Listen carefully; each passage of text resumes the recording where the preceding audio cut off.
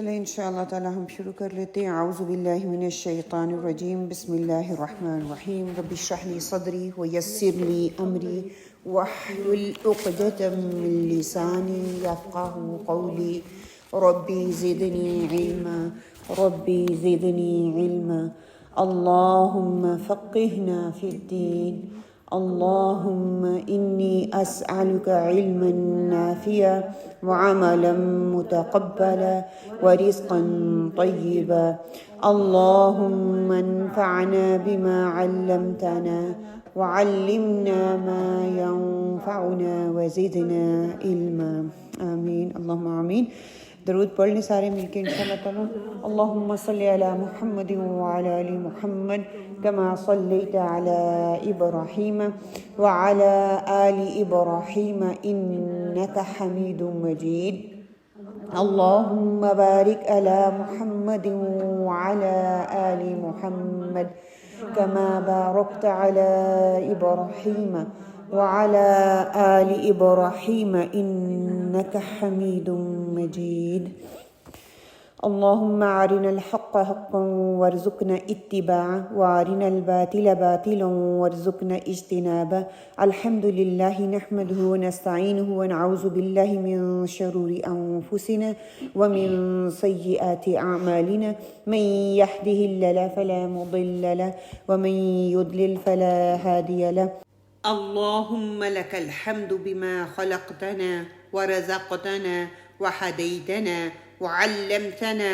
وأنقذتنا وفرجت عنا لك الحمد بالإيمان ولك الحمد بالإسلام ولك الحمد بالقرآن ولك الحمد بأهلي والمال والمعافاة آمين اللہ واللہ ربی لا اشرک به شیئا اللہم لا سهل الا ما جعلته سهلا وانت تجعل الحزن سهلا اذا شئت اللہم ثبتنا عند الموت بلا الہ الا اللہ۔ اے ہمارے اللہ ہمیں ہماری موت پر کلمہ لا الہ الا اللہ پر ثابت قدم رکھنا۔ اللہم اجعلنی احبک بقلبی کلہ وردیک بجہدی کلہ آمین اللہم آمین۔ اللہم اہدنی وسددنی اللہم اہدنا وسددنا۔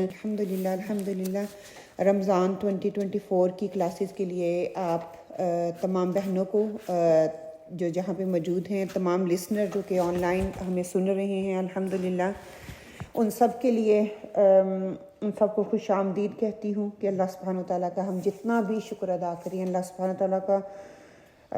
وتعالیٰ کی رحمت ہے کہ اس نے ہمیں خیر و عافیت کے ساتھ، بہترین صحت کے ساتھ اس سال دوبارہ یہ قرآن کو سمجھنے کا موقع دیا کہ ہم سب مل کر اس قرآن کو انشاءاللہ تعالیٰ ہم سمجھنے کی کوشش کریں گے، اس پہ غور و فکر کریں گے۔ اللہ سبحانہ وتعالیٰ ہمارے وقت میں، ہماری صحت میں، ایمان میں، ہماری صلاحیتوں میں اور ہدایت کے راستے پر چلنے میں اللہ سبحانہ تعالیٰ برکت عطا فرما دے، آمین اللہم آمین۔ ہم صرف کوشش کر سکتے ہیں، اپنی محنت کر سکتے ہیں، کوئی بھی یہ دعویٰ نہیں کر سکتا کہ ہم قرآن کا جو حق ہے اس کو دینے کے قابل ہیں یا اس کا حق دے سکتے ہیں، جیسا کہ اس کا حق دینے کا حق ہے وہ نہیں ہم دے سکے اور نہ ہی دے سکیں گے۔ کوشش کرنی ہے انشاءاللہ تعالیٰ، وہ ہم سب مل کر ہی کوشش کر رہے ہیں، اور ایک چھوٹی سی کوشش جس کو اللہ سبحانہ تعالیٰ سب سے پہلے مجھ سے ایز اے طالب علم قبول کرے، پھر آپ لوگوں سے لسنر ایز آپ آتے ہیں یہاں پہ، اللہ سبحانہ تعالیٰ آپ لوگوں کی کوشش کو قبول کرے کہ آپ لوگ یہاں پہ آتے ہو، ٹائم نکال کے آ رہے ہو، اور آگے بھی اللہ سبحانہ تعالیٰ آپ لوگوں کو ہمت اور توفیق دے کہ آپ لوگ آسانی کے ساتھ ان کلاسز کو باقاعدگی کے ساتھ سن سکیں، آ سکیں۔ اس کو سننے سے فائدہ یہ ہوگا صرف ہماری ہی زندگیاں نہیں بہتر ہوں گی انشاءاللہ باذن اللہ، ہمارے ساتھ ساتھ دوسرے لوگوں کی زندگیاں بھی بہتر ہوں گی۔ اللہ کی محبت اور قربت کا ہمیں احساس ہوگا، قرآن کی محبت جو ہے اس کا احساس ہوگا۔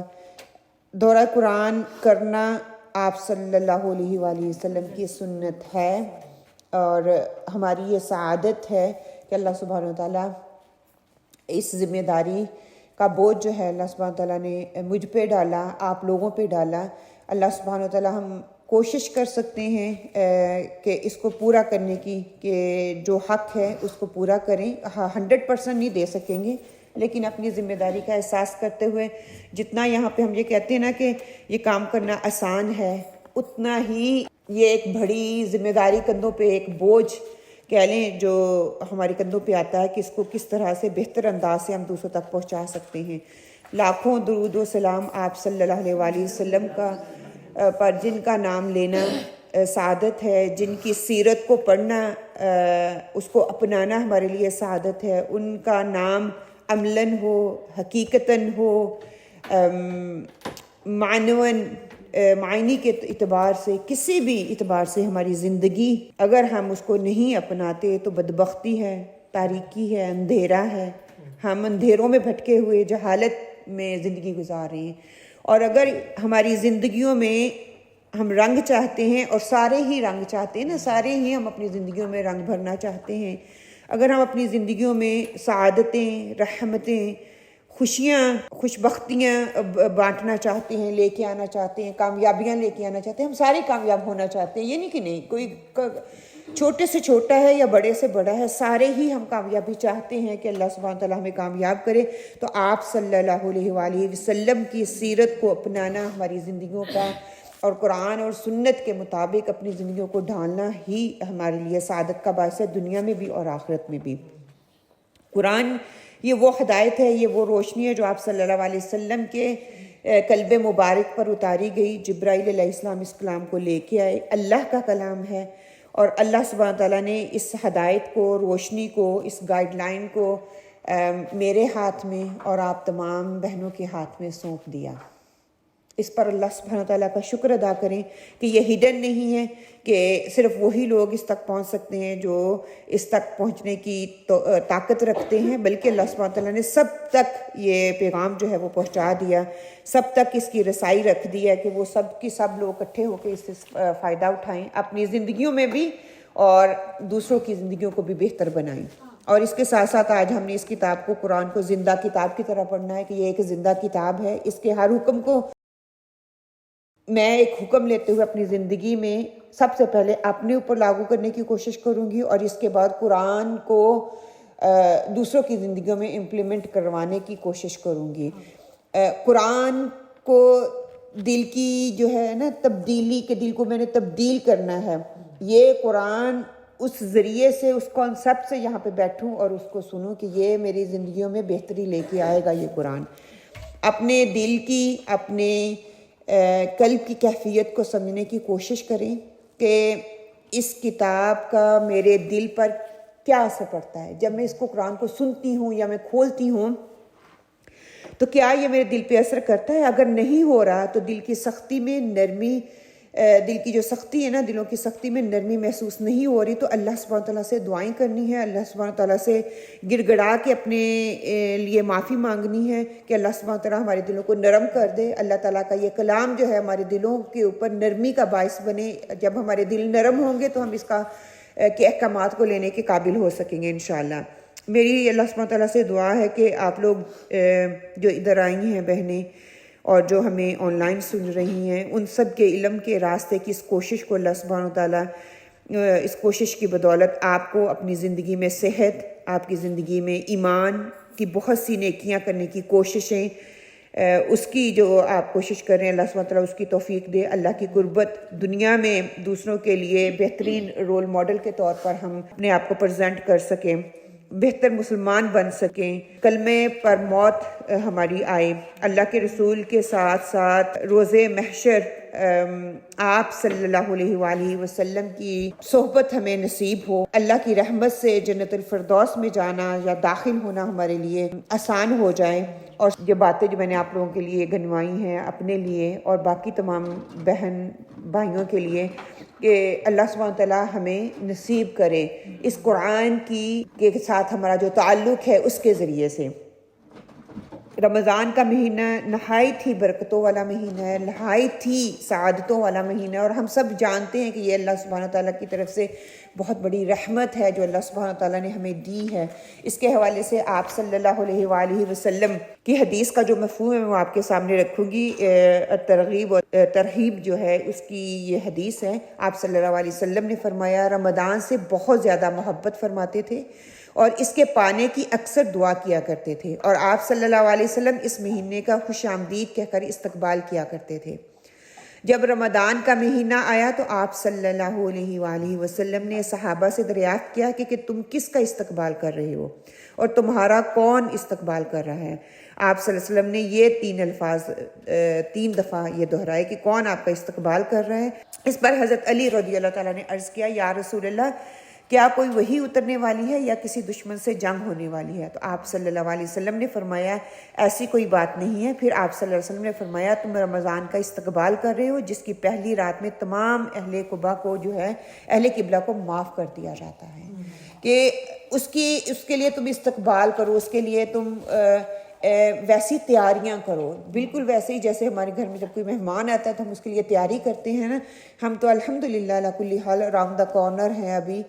اللہ سبحانہ وتعالیٰ ہمیں رمضان میں پہنچنے کی توفیق عطا فرمائے۔ اللہ سبحانہ وتعالیٰ اگر ہم قرآن کے ساتھ ہمارا وہ تعلق نہیں ہے، قرآن کی آیات کو میں سنتی ہوں لیکن مجھے اس کی سمجھ نہیں آ رہی، ہر روز میں قرآن پڑھتی ہوں اس کے باوجود مجھے سمجھ نہیں آتی، میں نماز پڑھتی ہوں اس کے باوجود مجھے نماز میں سمجھ نہیں آتی، الحمدللہ اللہ سبحانہ وتعالیٰ ہمیں موقع دیں گے، ہمیں توفیق دیں گے کہ ہم تراویحوں کو سنیں، اور یقین کریں کہ جب ہمیں اس کا مطلب سمجھ میں آ رہا ہوتا ہے نا، تراویح پڑھنے کا ایک اپنا ہی ایک مزہ ہوتا ہے، ایک احساس ہوتا ہے، ایک آپ کے اندر فیلنگ آتی ہے کہ رمضان ہے۔ علامہ اقبال اس کے حوالے سے کہتے ہیں میرے سجدے بھی قضا ہوئے جو ادا ہوئے تھے نماز میں، کہ نماز میں جو میرے اوپر فرض تھی نماز، اس کے باوجود جو میرے سجدے تھے نا وہ میرے قضا ہوئے۔ کیوں؟ کیونکہ مجھے جو نماز میں نے پڑھی مجھے اس کی سمجھ ہی نہیں، اس کا مجھے ترجمہ ہی نہیں آ رہا تھا، مجھے پتہ ہی نہیں میں کس رب کے آگے کھڑی ہوں، کس ہستی کے آگے کھڑی ہوں، اور میری نماز کا وہ لیول ہی نہیں تھا، میرے نماز میں وہ جو خشوع اور خضوع ہونا چاہیے تھا وہ تھا ہی نہیں، میری آواز میں وہ جھکاؤ نہیں تھا، میری آواز میں وہ لرزش نہیں تھی جب میں وہ آیات پڑھتی تھی جس میں اللہ تعالیٰ کے غضب کی بات ہو رہی تھی، یا میری آواز میں اس وقت نرمی نہیں تھی جہاں پہ اللہ سبحانہ تعالیٰ کی تعریف ہو رہی تھی، یا میرے دل میں وہ شکر کے جذبات نہیں پیدا ہو رہے تھے۔ تو یہ ساری چیزیں جو ہے نا ہم نے آج یہاں پہ بیٹھتے ہوئے دیکھنی ہے کہ میرے دل کا کیا حال ہے، میری نمازوں کا کیا حال ہے۔ اپنے لیے کچھ اہداف جو ہیں ان کو مقرر کریں کہ اس رمضان میں میری کون سی کمزوری ہے جس پہ میں نے کام کرنا ہے اور اس کو میں نے بہتر بنانے کی کوشش کرنی ہے۔ کیا ہم چلتے پھرتے قرآن ہیں؟ اپنے آپ پہ پونڈر کریں۔ کیا دوسروں کو مجھے بار بار کسی اچھی بات کو بتانے کے لیے تکرار کرنی پڑتی ہے، یا دوسرا دیکھ کے خود ہی سمجھ جاتا ہے کہ یہ قرآن والا ہے یا قرآن والی ہے؟ کیا ہم صحابہ کرام کی طرح یہاں سے بھی گزرتے ہیں، لوگ دیکھ کے کہتے ہیں کہ یہ ایک گڈ رول ماڈل ہے، یا میں اس کی طرح بننا چاہتی ہوں، یا یہ قرآن میرے اندر کوئی بدلاؤ نہیں لے کے آ رہا؟ انشاءاللہ تعالیٰ اس پہ ہم تھوڑی سی بات آگے بھی کریں گے۔ آج کا جو سیشن ہے یہ قرآن کے حقوق، اس کی اہمیت اور فضیلت کے حوالے سے ہے انشاءاللہ تعالیٰ۔ یہاں پہ میں آپ کو ایک پکچر دکھا رہی ہوں، آپ میں سے اگر کوئی دیکھ کے مجھے بتا سکے کہ یہ پکچر آپ کو کیا نظر آ رہی ہے، کیا آپ کو بتا رہی ہے، کیا سبق دے رہی ہے؟ جی دھول جمی ہوئی ہے، ٹھیک ہے، بروکن کھا، گاڑیاں کافی مہنگی ہیں، ایکسپینسیو ہیں، ٹھیک ہے، لگتا ہے کہ کافی عرصے سے وہاں پہ کھڑی ہوئی ہیں، ٹھیک ہے، اور ایک اور گاڑی 2 گاڑیوں کو ڈریگ کرنے کے لیے آگے کھڑی ہے، اس کے اوپر وہ وائر سی پڑی ہوئی ہے۔ لگ رہا ہے کہ برف کا سیزن ہے، برف پڑی ہوئی ہے، ساری گاڑی دھول پڑی ہوئی ہے، دھول پڑی ہوئی ہے، اور ساری گاڑیاں جو ہیں ڈسٹی سی جیسی ہوتی ہیں نا، اوکے تو دیکھ کے کیا محسوس ہو رہا ہے؟ ہمارے دل بھی ایسے اتنی مہنگی چیز پہ اتنا برا حال ہوا، مہنگی چیز اور اس کا اتنا برا حال کیوں ہوا، یہ سوال کھڑا ہوتا ہے نا پھر، اگر مہنگا ہے تو کیوں ہوا؟ پھر زنگ اور جو لگتے ہیں نا اس پہ محنت کی ضرورت ہے، جب ہم زنگ ہٹائیں گے صفائی کریں گے تب ہمیں اس کا ہمارے دلوں پہ بھی زنگ لگے ہوئے ہیں، ہمیں اس زنگ کو صاف کرنے کی ضرورت ہے، اس کو بھی گڈ کہ ہمیں کچیوں کی ضرورت ہے نا کہ اپنے دلوں کو صاف کریں، ہمارے دلوں پہ جو زنگ لگ چکے ہیں ان کو ہم صاف کریں۔ اس سے کوئی فرق نہیں پڑتا کہ آپ کتنے اچھے ہیں، کتنے مہنگے ہیں، اگر آپ غلط جگہ پہ بیٹھے ہوئے تو آپ بیکار ہیں۔ اگر آپ صحیح جگہ پہ بیٹھے ہوئے ہیں، آپ سستے بھی ہیں تو آپ مہنگے میں بکیں گے، اور اگر آپ جتنے مرضی بھی مہنگے ہیں، آپ جتنی مرضی مہنگی چیز پہن کے بیٹھی ہوئی ہیں، اگر صحبت غلط ہے، جو جگہ جو ماحول آپ نے چنا ہے وہ غلط ہے، تو آپ کو کوئی فائدہ نہیں ہونے والا، جتنی مرضی مہنگی چیزیں پہن لیں۔ اب اسی چیز کو میں اپنی ریلیٹ کروں گی کہ اچھی صحبت جب انسان اختیار کرتا ہے نا، تو بے شک اچھی صحبت انسان کی زندگی پر بہت اچھے اثرات ڈالتی ہے۔ اس بات کا ہمیں پتہ ہے کہ اچھا دوست آپ کا خیر خواہ بھی ہو سکتا ہے، اچھا دوست آپ کو دین اور دنیاوی لحاظ سے آپ کی بہترین آپ کو مشورہ دے سکتا ہے، اچھا دوست آپ کو اللہ اور اللہ کے قریب قربت کا احساس دلواتا ہے، اچھے دوست کے اندر اچھے اخلاق ہوتے ہیں، اور اس اخلاق کا انڈائریکٹلی آپ پہ کہیں نہ کہیں اثر ہو رہا ہوتا ہے۔ اسی کے ساتھ ساتھ اگر اچھا دوست نیکیاں کر رہا ہوتا ہے تو وہ آپ کو اپنے ساتھ نیکیوں میں دوڑنے والا بنا رہا ہوتا ہے۔ یہ نہیں ہوتا کہ آپ کا دوست اچھا ہو تو آپ کہیں کہ نہیں مجھے جو ہے نا میں نہیں یہ نیکی کرتا، آپ کا خود ہی دل کر رہا ہوتا ہے۔ نیکی کے اندر ایک ایسی طاقت ہوتی ہے کہ آپ خود کہتی ہیں کہ میں بھی اس کے ساتھ شامل ہو جاؤں، میں جیسا بھی ہوں، اچھا ہوں یا برا ہوں، میں نیکیوں میں دوسرے کے ساتھ شامل ہو جاتی ہوں۔ اسی طرح کہ دنیا کا کوئی بھی فائدہ ہو، وہ دنیاوی لحاظ سے ہو یا دین کے لحاظ سے ہو، اچھا دوست ہمیشہ آپ کو اپنے ساتھ رکھے گا، ٹھیک ہے؟ وہ بچپن میں سنا ہوگا صحبت خربوزے کو دیکھ کے خربوزہ رنگ پکڑتا ہے، وہ ہو جاتا ہے۔ اسی طرح اگر میرا برے اثرات ہیں میرے اوپر، میری صحبت بری ہے، اس کے برے اثرات پڑیں گے، وہ دین اور دنیا کو میری کو برباد کرے گا، میری آخرت کو برباد کرے گا، اللہ اور اللہ کے رسول کی نافرمانی کی طرف لے کے جائے گا۔ کیوں؟ کیونکہ اس کی صحبت بری ہے نا۔ پھر اگر کسی کو دیکھنا ہے تو اس کے کہتے ہیں نا کہ دوستوں کو دیکھو، آپ کو بچے کی یا آپ کی پرسنالٹی کے حوالے سے احساس ہو جائے گا آپ کس پرسنالٹی کے مالک ہو۔ اگر دوست اچھا ہے، دوست کی بنیاد پر آپ کی شناخت ہوگی۔ اگر دوست برا ہے تو کہتے ہیں آپ جتنے مرضی بھی اچھے ہو، دیندار ہو، 5 وقت کے نمازی ہو، کب تک رہو گے؟ آہستہ آہستہ دھول پڑتی جائے گی، صحبت ضرور آپ کو افیکٹ کرے گی، یہ ہو ہی نہیں سکتا۔ اگر ہوتا ہے آپ دیکھیں تھوڑی دیر کے لیے آزما کے دیکھیں، آپ کسی ایسی محفل میں جائیں گے جہاں پہ گانا ناچ گانا ہوگا تو آپ تھوڑی دیر بعد اسی ماحول میں رہتے چلنا شروع ہو جائیں گے۔ آپ کسی اچھی محفل میں جائیں گے، اچھی محفل کا اثر آپ کے دل پہ ہوتا ہے، لیکن زیادہ دیر آپ کو اچھی صحبت میں رہنا پڑتا ہے تاکہ وہ اثر اچھے سے آپ کے اوپر پختہ ہو جائے۔ خیر، آپ کو وہ حدیث یاد ہوگی ابو موسیٰ اشعری رضی اللہ نے جو آپ صلی اللہ علیہ وسلم سے روایت کر کے بتاتے ہیں نا کہ آپ کی جو ایک اچھے دوست کی مثال کستوری کی طرح اور ایک بھٹی والا جو انسان ہے اس کی مثال دی ہے کہ جو خوشبو والے کے پاس بیٹھتا ہے اس سے خوشبو آنے لگی جاتی ہے، وہ بے شک اپنے اوپر خوشبو نہ لگائے لیکن اس کے ساتھ بیٹھے گا۔ وہ یہ نہیں کہ فزیکلی خوشبو کی بات ہو رہی ہے، وہ اس کے اخلاق کی، اس کے کردار کی، اس کے کریکٹر کی، اس کے بولنے کا انداز، آپ کا جیسا ٹیچر ہوگا آپ کا انداز ویسا ہو جاتا ہے، جیسا آپ کا دوست ہوتا ہے اگر وہ آہستہ سافٹلی بات کرتا ہے آہستہ آہستہ آپ بھی وہی طریقہ اڈاپٹ کر لیتے ہو۔ اگر آپ کی صحبت بری ہے، دیکھیں وہ کستوری والے کی وہ کالک آپ پہ لگ جائے گی، اگر آپ نے دیکھا ہوگا، وہ جو بھٹی والا ہوتا ہے نا اس کا دھواں نکلتا ہے، آپ کچھ نہ بھی کریں تو آپ کے اندر سے اسمیل آنا شروع ہو جاتی ہے۔ اسی طرح بری صحبت ہے، بری صحبت جو ہے نا آپ کے اندر، آپ کے کردار میں، آپ کے رویوں میں، آپ کے بول چال میں وہ ڈھلی جاتی ہے، آپ اس کو رٹا نہیں لگاتے یا یاد نہیں کرتے، بس وہ آ جاتی ہے۔ تو سب سے پہلے تو یہ کوشش کرنی ہے کہ انشاءاللہ تعالی ہم نے کستوری والا بننا ہے، ہم نے بھٹی والا نہیں بننا۔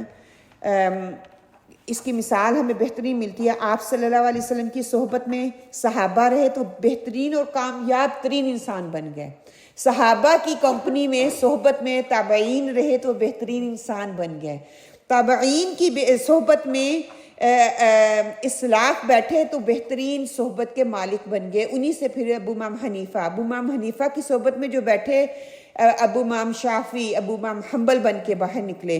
اسی طرح اگر آج ہم اچھی محفل کا چناؤ کریں گے، اچھی محفل میں بیٹھیں گے، انشاءاللہ تعالی ہم پہ زیادہ اثر نہیں تو تھوڑا سا اثر لے کے ضرور اٹھیں گے انشاءاللہ۔ یہ ہو ہی نہیں سکتا کہ ہم قرآن کی بات کریں اور قرآن ہمارے دلوں پہ اثر نہ کرے. یہ امپاسبل چیز ہے، ممکن ہی نہیں ہے کہ اللہ کا یہ کلام ہمارے دلوں پہ اثر نہ کرے. اس طرح شیخ سعدی کہتے ہیں کہ وہ اپنی کتاب میں ایک کہاوت لکھتے ہیں. وہ کہتے ہیں کہ ایک دن میں حمام میں تھا تو میرے دوست نے مجھے خوشبو والی مٹی لا کے دی. آپ کو یاد ہوگا پرانے وقتوں میں جو مٹی ہوتی تھی نا اس سے وضو کیا جاتا تھا، پانی کی اتنی سہولت نہیں تھی. کہتے ہیں کہ مٹی سے خوشبو آ رہی تھی تو میں نے مٹی سے کہا تو مشک ہے یا عنبر؟ دونوں ہی بہترین خوشبوؤں کے نام ہیں جو انہوں نے کہا نا کہ تیری خوشبو اتنی اچھی ہے کہ میں مست ہو رہا ہوں. اس میں کئی دفعہ ہوتا ہے اتنی پیاری خوشبو ہوتی ہے کہ آپ کو مسحور کر رہی ہوتی ہیں. مٹی میں سے آواز آئی. اب یہ آواز زبان حال میں نہیں ہے، زبان قال میں، مطلب کہ زبان اس نے نا اپنی زبان سے بول کے بتایا کہ مٹی کہنے لگی میں تو مٹی ہی ہوں، مگر ایک عرصے تک پھولوں کی صحبت میں رہی ہوں جو میری ہم نشین تھی، بس ان پھولوں کا اثر میرے اندر آ گیا ہے. پھول خوشبو میرے اندر خوشبو اٹسیلف نہیں ہے، لیکن میری صحبت ایسی تھی جس نے مجھے اچھا بنا دیا ہے. اللہ تعالیٰ نے انسان کے اندر یہ بات رکھی ہے کہ وہ دوسروں کا اثر بہت جلد قبول کرتے ہیں. جیسی بیٹھک ویسی صحبت ہو جاتی ہے. اس لیے ہمیں منع کیا گیا ہے کہ ایسی جگہوں پر مت بیٹھو جہاں پر اسلام کی بات نہ ہو، جہاں پہ قرآن کی بات نہ ہو. ایک خوبصورت باغ والے کا واقعہ میں نے پہلے بھی کئی دفعہ یہ کوٹ کیا، مجھے اتنا وہ اچھا لگتا ہے نا. اللہ سبحانہ و تعالیٰ ہمیں بھی ویسا بنا دے کہ کہتے ہیں کہ ایک آدمی جا رہا ہوتا ہے راستے میں، باغ اس کو ملتا ہے اور باغ میں نا پھل گرے ہوئے ہوتے ہیں نا، کئی دفعہ ہم نے دیکھے ہیں پھل جو ہیں وہ گرے ہوئے ہوتے ہیں. اور جو چلتا ہوا آدمی تھا نا اس نے دل میں سوچا کہ یہ پھل گرے ہوئے ہیں، یہ مٹی کا حصہ بن جائیں گے، کیوں نہ میں اس کو لے لوں تاکہ میرا فائدہ حاصل ہو جائے. اتنے ابھی وہ سوچ ہی رہا ہوتا ہے، پھل کو اٹھانے کی کوشش کر رہا ہوتا ہے کہ راستے میں ہی نا اتنی دیر میں باغ کا مالک آ جاتا ہے. جب باغ کا مالک آتا ہے تو وہ اس کو پکڑ لیتا ہے. تو وہ کہتا ہے کہ تم جی میرے سیب یا جو بھی پھل تھا اس کو تم چرانے لگے ہو. تو کہتا ہے کہ نہیں میں ان کو چرانے نہیں لگا، میرا مقصد یہ تھا. خیر مالک جو ہے وہ مانتا نہیں ہے. کافی سمجھانے کی کوشش کی کہ میرا ارادہ یہ نہیں تھا، لیکن مالک نہ مانا. اس نے کہا کہ میں سزا کے طور پہ تمہیں کچھ پنش کرنا چاہوں گا. اگر تمہارا اپنا ارادہ ہے کہ دنیا میں تمہیں یہ سزا چاہیے تو دنیا میں لے لو، اور اگر آخرت میں چاہیے تو آخرت میں اللہ خود ہی تم سے سوال جواب کر لے گا. تو وہ شخص جو تھا جو اس کے پھل کو چرانے لگا تھا اس نے فوراً بولا کہ دنیا کی سزا اچھی آخرت کی پکڑ سے، کہ دنیا میں مجھے جو بھی سزا دینا چاہتے وہ دے دو، آخرت میں میری پکڑ نہ ہو. اس نے پوچھا سزا ہوگی کیا؟ مطلب کہ اس نے پہلے اعتراف کر لیا تھا کہ اس کا ارادہ ٹھیک نہیں تھا. ارادہ ٹھیک تھا، مطلب پھل گرا ہوا ہوتا ہے تو مٹی کا حصہ ہی بن جاتا ہے نا کچھ دنوں بعد اگر اس سے کوئی فائدہ اٹھا لے. خیر اینی بولا تمہیں میری بیٹی سے شادی کرنی ہوگی، وہ گنگی بھی ہے، وہ لنگڑی بھی ہے، وہ اندھی بھی ہے، اور وہ چل پھر بھی نہیں سکتی، اور کڑے امتحان سے تمہیں گزرنا پڑے گا. ایک گنگی، ایک بہری، ایک لنگڑی، ایک بدصورت شکل کی عورت. ایک خوبصورت ہوتی نا، لنگڑی ہو، اندھی ہو، کانی ہو، کہتے ہیں چلو خیر خوبصورت تو ہے نا، دل میرا بہاتی رہے گی. خیر کہتے ہیں کہ ایک ایسا کڑا امتحان کہ مجھے اس نے سوچ میں ڈالا، لیکن آخرت کی فکر کی وجہ سے میں تیار ہو گیا. ٹھیک ہے میں کر لوں گا کہ آخرت میں میری پکڑ نہ ہو. سوچنے لگا کہ جب میں اپنی بیوی کے پاس جاؤں گا وہ اتنی بدصورت ہے، دیکھ کے میرے دل کو وہ اچھی نہیں لگے گی.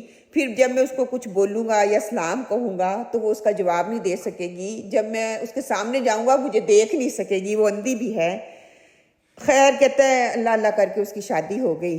اینڈ جب وہ اس کے پاس گیا، اس نے سلام کیا تو کہتی اتنی پیاری آواز سے اس نے نا اس کا جواب دیا. وہ بڑا حیران ہوا کہ اس کا باپ تو کہہ رہا تھا وہ بول نہیں سکتی. دیکھنے پر پتہ چلا کہ وہ اتنی خوبصورت، اتنی حسین کہ اس کے اندر کسی قسم کی کوئی خامی نہیں تھی، کوئی کسی قسم کی اس کے اندر خامی نہیں تھی. کہتے ہیں کہ میں اس کے باپ کے پاس گیا اور جا کے میں نے کہا کہ تم نے جھوٹ کیوں بولا؟ اگر ویسے ہی کہتی میری بیٹی اتنی خوبصورت ہے، میں تو شادی کرنے کے لیے تیار تھا، تم نے مجھے اتنا کڑے امتحان میں کیوں ڈالا؟ کہتے ہیں کہ شادی تو میں کر دیتا، لیکن میری بیٹی جو تھی نا وہ عام لڑکی نہیں تھی، عام لوگوں کی طرح نہیں ہے. لیکن میں نے کہتی ہے کہ میں جب بچپن میں اس طرح کی نہیں تھی، جب میں نے قرآن پڑھا، قرآن کی آیات کو سنا، قرآن پہ عمل کرنے کی کوشش کی، اس قرآن نے میرے اندر یہ تبدیلی لے کے آئی.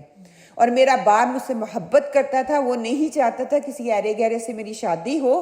اس نے یہ ایک کڑا امتحان لیا کہ جو لنگڑی لولی کاڑی بدصورت کو ایکسیپٹ کر لے گا وہ میری بچی کو اپنے گھر میں خوش رکھے گا. اگر میں اس کو کہتا بڑی خوبصورت ہے, ایسے ہے ویسے ہے, مطلب لالچ آ سکتا تھا, باغ کا مالک ہے, مطلب کئی کچھ وہ سوچ سکتا تھا. تو ایک قرآن نے اس عورت کی زندگی کو کیسے بدلا. میرا یہاں پہ یہ آپ کو بتانے کا یہ واقعہ مقصد یہ تھا کہ آج میری زندگی میں بھی ایسا بدلاؤ آئے. یہاں پہ بیٹھ کے اللہ تعالیٰ سے دعا کریں کہ اللہ سبحانہ تعالیٰ ہماری زندگیوں میں بھی ایسا بدلاؤ لے کے آئے تاکہ ہماری زندگیاں بھی بدلیں, ہم بھی دوسروں پہ مثبت اثر ڈالنے والے ہوں, لوگ بھی ہماری صحبت میں بیٹھنا پسند کریں, لوگ بھی یہ کہیں کہ ہاں اس کے ساتھ بیٹھنے سے میرے اندر بہت تبدیلی آتی ہے, مجھے اچھا محسوس ہوتا ہے. آپ نے دیکھا ہوگا زندگی میں بہت سے ایسے واقعات ہوتے ہیں یا ایسے لوگوں سے آپ ملتے ہیں, ان کے ساتھ ملنے کے بعد آپ کا دل کرتا ہے میں اسی کے ساتھ رہوں. کسی کے گھر جاتے ہیں تو دل کرتا ہے میں یہاں سے اٹھوں نہیں, مجبوراً اٹھنا پڑتا ہے, ہم سارا ٹائم اس کے پاس بیٹھ نہیں سکتے. کسی کے گھر کھاتے ہیں تو دل کرتا ہے اس کے ہاتھ کا کھانا کھائیں. تو وہ کیوں یہ ہوتا ہے کہ اس کے اندر برکت اللہ تعالیٰ نے رکھ دی, اس انسان کی زبان میں اللہ تعالیٰ نے اتنا اثر رکھ دیا. تو اللہ تعالیٰ سے دعا کریں اللہ سبحانہ تعالیٰ ہماری زبانوں میں بھی وہ اثر ڈال دے. اللہ سبحانہ تعالیٰ ہمارے کردار کو بھی بہتر کردار بنا دے, اچھا کردار, ویسا کردار کہ جیسا اللہ سبحانہ تعالیٰ چاہتے ہیں. آمین اللہم آمین. ویلکم رمضان میں نے آپ کو یہ پوسٹر دکھایا تھا, اس میں تجدید ایمان کی بات ہوئی. تو آپ میں سے کتنی سسٹرز نے اس پوسٹر کو دیکھا اور اس کا جو ٹاپک تھا اس پہ غور کرنے کی کوشش کی, کیوں ہم نے تجدید ایمان کو رکھا. وَكُنْتُمْ أَمْوَاتًا فَأَحْيَاكُمْ, تم مردہ تھے تمہیں زندگی دی. کیوں اس ٹاپک کو چنا گیا؟ کچھ اور بھی ہو سکتا تھا, ہم پورا قرآن بھی پڑھ سکتے تھے, اور کئی سالوں سے ہم پورا قرآن پڑھتے چلے آ رہے ہیں. اپنے اندر دیکھیں ہمارے اندر کتنی تبدیلی آئی. الحمدللہ ہم یہ نہیں کہتے پہلی دفعہ جب قرآن سنا جاتا ہے تو وہ دلوں پہ اثر ضرور کرتا ہے, یہ نہیں کہ نہیں کرتا. کتنی دیر رہتا ہے یہ قرآن کے ساتھ جڑنے کے بعد پتہ چلتا ہے. اگر ہم صرف رمضان آئیں گے اور اس کے ساتھ تعلق کو رکھیں گے تو وہ اتنا مضبوط نہیں ہوتا. ہاں وقتی طور پہ رمضان کی برکتوں کی وجہ سے دلوں پہ اثر ہوتا ہے, لیکن وہ دیر پہ نہیں رہتا. کہ آپ لوگوں کو کوئی مواصلت لگتی ہے, تم مردہ تھے تو اللہ نے زندگی بخشی, اس کا کیا ریلیٹڈ ہو سکتا ہے رمضان کے ساتھ یا قرآن کے ساتھ؟ سال میں جو 12 مہینے ہوتے ہیں تو اس میں ہم زیادہ تر جو ایمان کے حوالے سے اگر ہم دیکھیں تو وہ زیادہ رمضان میں ہم لوگ جو ہے نا اس چیز کی کوشش کرتے ہیں ہر طرح سے نیکی میں سبقت لینے میں, صدقہ خیرات سب کچھ. لیکن آہستہ آہستہ جب رمضان ختم ہوتا ہے تو پھر وہ آہستہ آہستہ کم ہونا شروع ہو جاتا ہے, کیونکہ پھر اللہ تعالیٰ دوبارہ ہمیں جو ہے نا وہ اس چیز کی طرف لے کے آتے, کیونکہ ہم اللہ تعالیٰ جانتے ہیں نا کہ ہمارے دل کیسے ہیں, ان سے بہتر تو کوئی نہیں جان سکتا ہمیں, کہ وہ ہماری ان چیز پہ جو ہے نا وہ آہستہ آہستہ نا وہ مٹی لگنا شروع ہو جاتی ہے, وہ جیسے دھول پڑ جاتی ہے. تو پھر یہ دوبارہ رمضان آتا ہے تو پھر اس میں اس کی ہوتی ہے جیسے رینیول ہو جاتا ہے, ریفریش ہوتا ہے. مجھے اس چیز کی یہ الحمدللہ کہ ہم دوسری الفاظ میں کہہ لیں کہ ہم 11 مہینے مردہ ہوتے ہیں اور رمضان کا مہینہ آتا ہے تو وہ ہمیں زندگی بخش دیتا ہے. کیوں؟ کیونکہ قرآن کے ساتھ تعلق اور زیادہ ہو جاتا ہے, اس لیے وہ ہمیں ہم زیادہ کرتے ہیں, ٹائم بھی زیادہ قرآن کے ساتھ سپینڈ کرتے ہیں الحمدللہ. تو اس تجدید ایمان یا ریوائول آف ایمان کی کیوں ضرورت پڑتی ہے؟ کیونکہ ہم انسان ہیں, ہم سے غلطیاں ہوتی رہتی ہیں, ہمیں بار بار ریمائنڈر کی ضرورت پڑتی ہے. تو اس لیے اس دفعہ جو رمضان جو ہے انشاءاللہ تعالی ہمارے لیے یہ ریوائول ہوگا. بہت سی ایسی چیزیں ہمارے اندر ہیں جن کو ہمیں نکالنے کی ضرورت ہے, بہت سی اچھی چیزیں ہیں جن کو اڈاپٹ کرنے کی ضرورت ہے, اپنی زندگی کا حصہ بنانے کی ضرورت ہے. ٹھیک ہے, basic terminology and conceptual understanding جو ہوگی اس پہ ہم بات کریں گے. اس میں اصطلاحات جو قرآن میں استعمال کی جاتی ہیں انشاءاللہ تعالی ہم سیٹرڈے اینڈ سنڈے 2 دن اسی چیز کو جاننے کی کوشش کریں گے. مسلم اور اسلام کا فرق کیا ہے, یہ ٹرمینالوجی جو ہم بولتے ہیں, ایمان اور مومن میں کیا فرق ہے, تقوی اور متقی میں کیا فرق ہے, اخلاص اور مخلص میں کیا فرق ہے. کہ یہ چھوٹی چھوٹی ٹرمینالوجیز ایسی ہیں جو ہم عام الفاظ میں استعمال کرتے ہیں، لیکن ہم کیا اس کا اصل جو معنی ہے کہ قرآن کو دیکھیں، اگر جو ہماری تفسیر کی کلاس میں آتے ہیں ہم لوگ وہ روٹ ورڈ کرتے ہیں اور اسی روٹ سے کئی الفاظ بنتے ہیں، اس پہ ہماری بات ہوتی ہے کہ اللہ سبحانہ تعالیٰ نے ایک لفظ کا استعمال ایک ہی جگہ پہ کیا ہے، وہ دوسری جگہ پہ ڈیفرنٹ ہے لیکن میننگ وہ دے رہا ہے ڈیفرنٹ طریقے سے، کہ کیوں اللہ تعالیٰ نے جہاں پہ جو لفظ استعمال ہونا تھا وہی لفظ استعمال کیا جاتا ہے۔ پھر نفاق اور منافق، ان دونوں کے فرق کو ہم دیکھیں گے، کفر اور کافر کے فرق کو دیکھیں گے، فسق اور فاسق کے فرق کو دیکھیں گے، طغا and طاغوت جو ہے اس کے فرق کو انشاءاللہ تعالیٰ جاننے کی کوشش کریں گے، اور ایمان مفصل اور ایمان مجمل جو ہے اس پہ بات کریں گے، ان سب کے ساتھ کیا ریلیشن ہے۔ پھر فجور اینڈ فاجر جو ہے اس پہ بات ہوگی، کس میں کیا ہے، ایمان مفصل اور ایمان مجمل کی بات ہوگی۔ پھر موضوعات جو ہیں، 4 موضوعات ہیں جن کے انڈر ہم سارے یہ ٹاپک ہیں ان کو کور کریں گے۔ سب سے پہلے ہے یہ ایمان باللہ، اللہ سبحانہ و تعالیٰ کے and it is requirement factors linked to increase our decrease our ایمان، جو ہماری ایمان کو بڑھاتا بھی ہے اور کم بھی کرتا ہے۔ وہ کیسا ریلیشن ہونا چاہیے اللہ سبحانہ تعالیٰ کے ساتھ، ایمان باللہ، عمل صالح کے رائچس ڈیڈز اینڈ منکرات، حرام ڈیڈ یا غلط کام جو ہم کرتے ہیں اس کے بارے میں ہم بات کریں گے۔ پھر ٹیسٹ اینڈ ٹرائلز ہوگا کہ ایمان کا دعویٰ جب ہم کرتے ہیں تو اس کے رزلٹ میں اللہ سبحانہ تعالیٰ کس طرح ہمیں آزماتا ہے، اور جب وہ آزماتا ہے تو اس کا انعام کیا ہوتا ہے، اس کا رزلٹ کیا نکلتا ہے، اس پہ ہم بات کریں گے۔ پھر اینڈ پہ ہماری یہ ہوگی کہ ہمارا ایمان اقامت دین کی جد و جہد کرنے کا مطالبہ کرتا ہے، وہ کیسی جد و جہد ہے، کس طرح کا مطالبہ جو ہے قرآن ہمیں کہتا ہے، اور کس طرح کا مطلوب ہے ہم سے، اور ہم کیسا ہمارا یہ تعلق ہے۔ اور ایمان والوں سے استخلاف فی الارض کا وعدہ کیا گیا ہے کہ زمین میں رہتے ہوئے اللہ کے قانون کو نافذ کرنا ہے، خلافت کو نافذ کرنا ہے، اس پہ بات انشاءاللہ تعالی ہم کریں گے۔ سب سے پہلے آپ تمام لوگ یہاں پہ آئے، جزاکم اللہ خیرا کثیرا، ہم اپنی نیتوں کو دیکھ لیں کہ ہماری نیتیں جو ہیں ہم کس نیت کے ساتھ آئی ہیں۔ جب بھی آپ یہاں پہ آئیں پلیز آپ اعتکاف کی نیت کر لیں، اور اعتکاف کی نیت میں ادھر ادھر کی بات نہیں ہوتی، دعا سلام نہیں چلتے، آرام سے آتا ہے انسان اور فوکس ہو کے جس مقصد کے لیے آیا ہے وہ اسی مقصد پہ کے لیے بیٹھتا ہے اور اس کو سنتا ہے۔ انشاءاللہ تعالیٰ میں تھوڑے سے ریمائنڈر اینڈ پہ دے دوں گی کہ محفل میں بیٹھنے کے کیا ہونے چاہیے انشاءاللہ۔ آداب مجلس جو ہے اس کا خیال رکھیں کہ قرآن جو ہے اپنے ساتھ لے کے آئیں، اپنے ساتھ بک لے کے آئیں، اس پہ اپنے نوٹس جو آپ کو نئی چیز لگے اس کو پلیز نوٹ کریں۔ جو ریگولر اسٹوڈنٹ ہیں ان کے لیے ریمائنڈر ہوگا، جو نئے اسٹوڈنٹس ہیں ان کے لیے نئی باتیں ہوں گی تو پلیز اس کو لکھتے جائیں تاکہ یہ قیامت والے دن ہمارا لکھا ہوا ہمارے حق میں گواہی کا باعث بنے۔ پھر قرآن کے 5 حقوق انشاءاللہ تعالیٰ ہم اس پہ بات کریں گے، اور اس کے ساتھ ساتھ آپ لوگ نوٹس وغیرہ بناتے جائیں۔ حقوق قرآن کریم کی بنیادی حقوق درج ذیل ہیں۔ سب سے پہلا حقوق کیا ہے؟ قرآن پر ایمان لانا۔ ہم میں سے کتنے لوگ ہیں جو قرآن پہ ایمان لاتے ہیں؟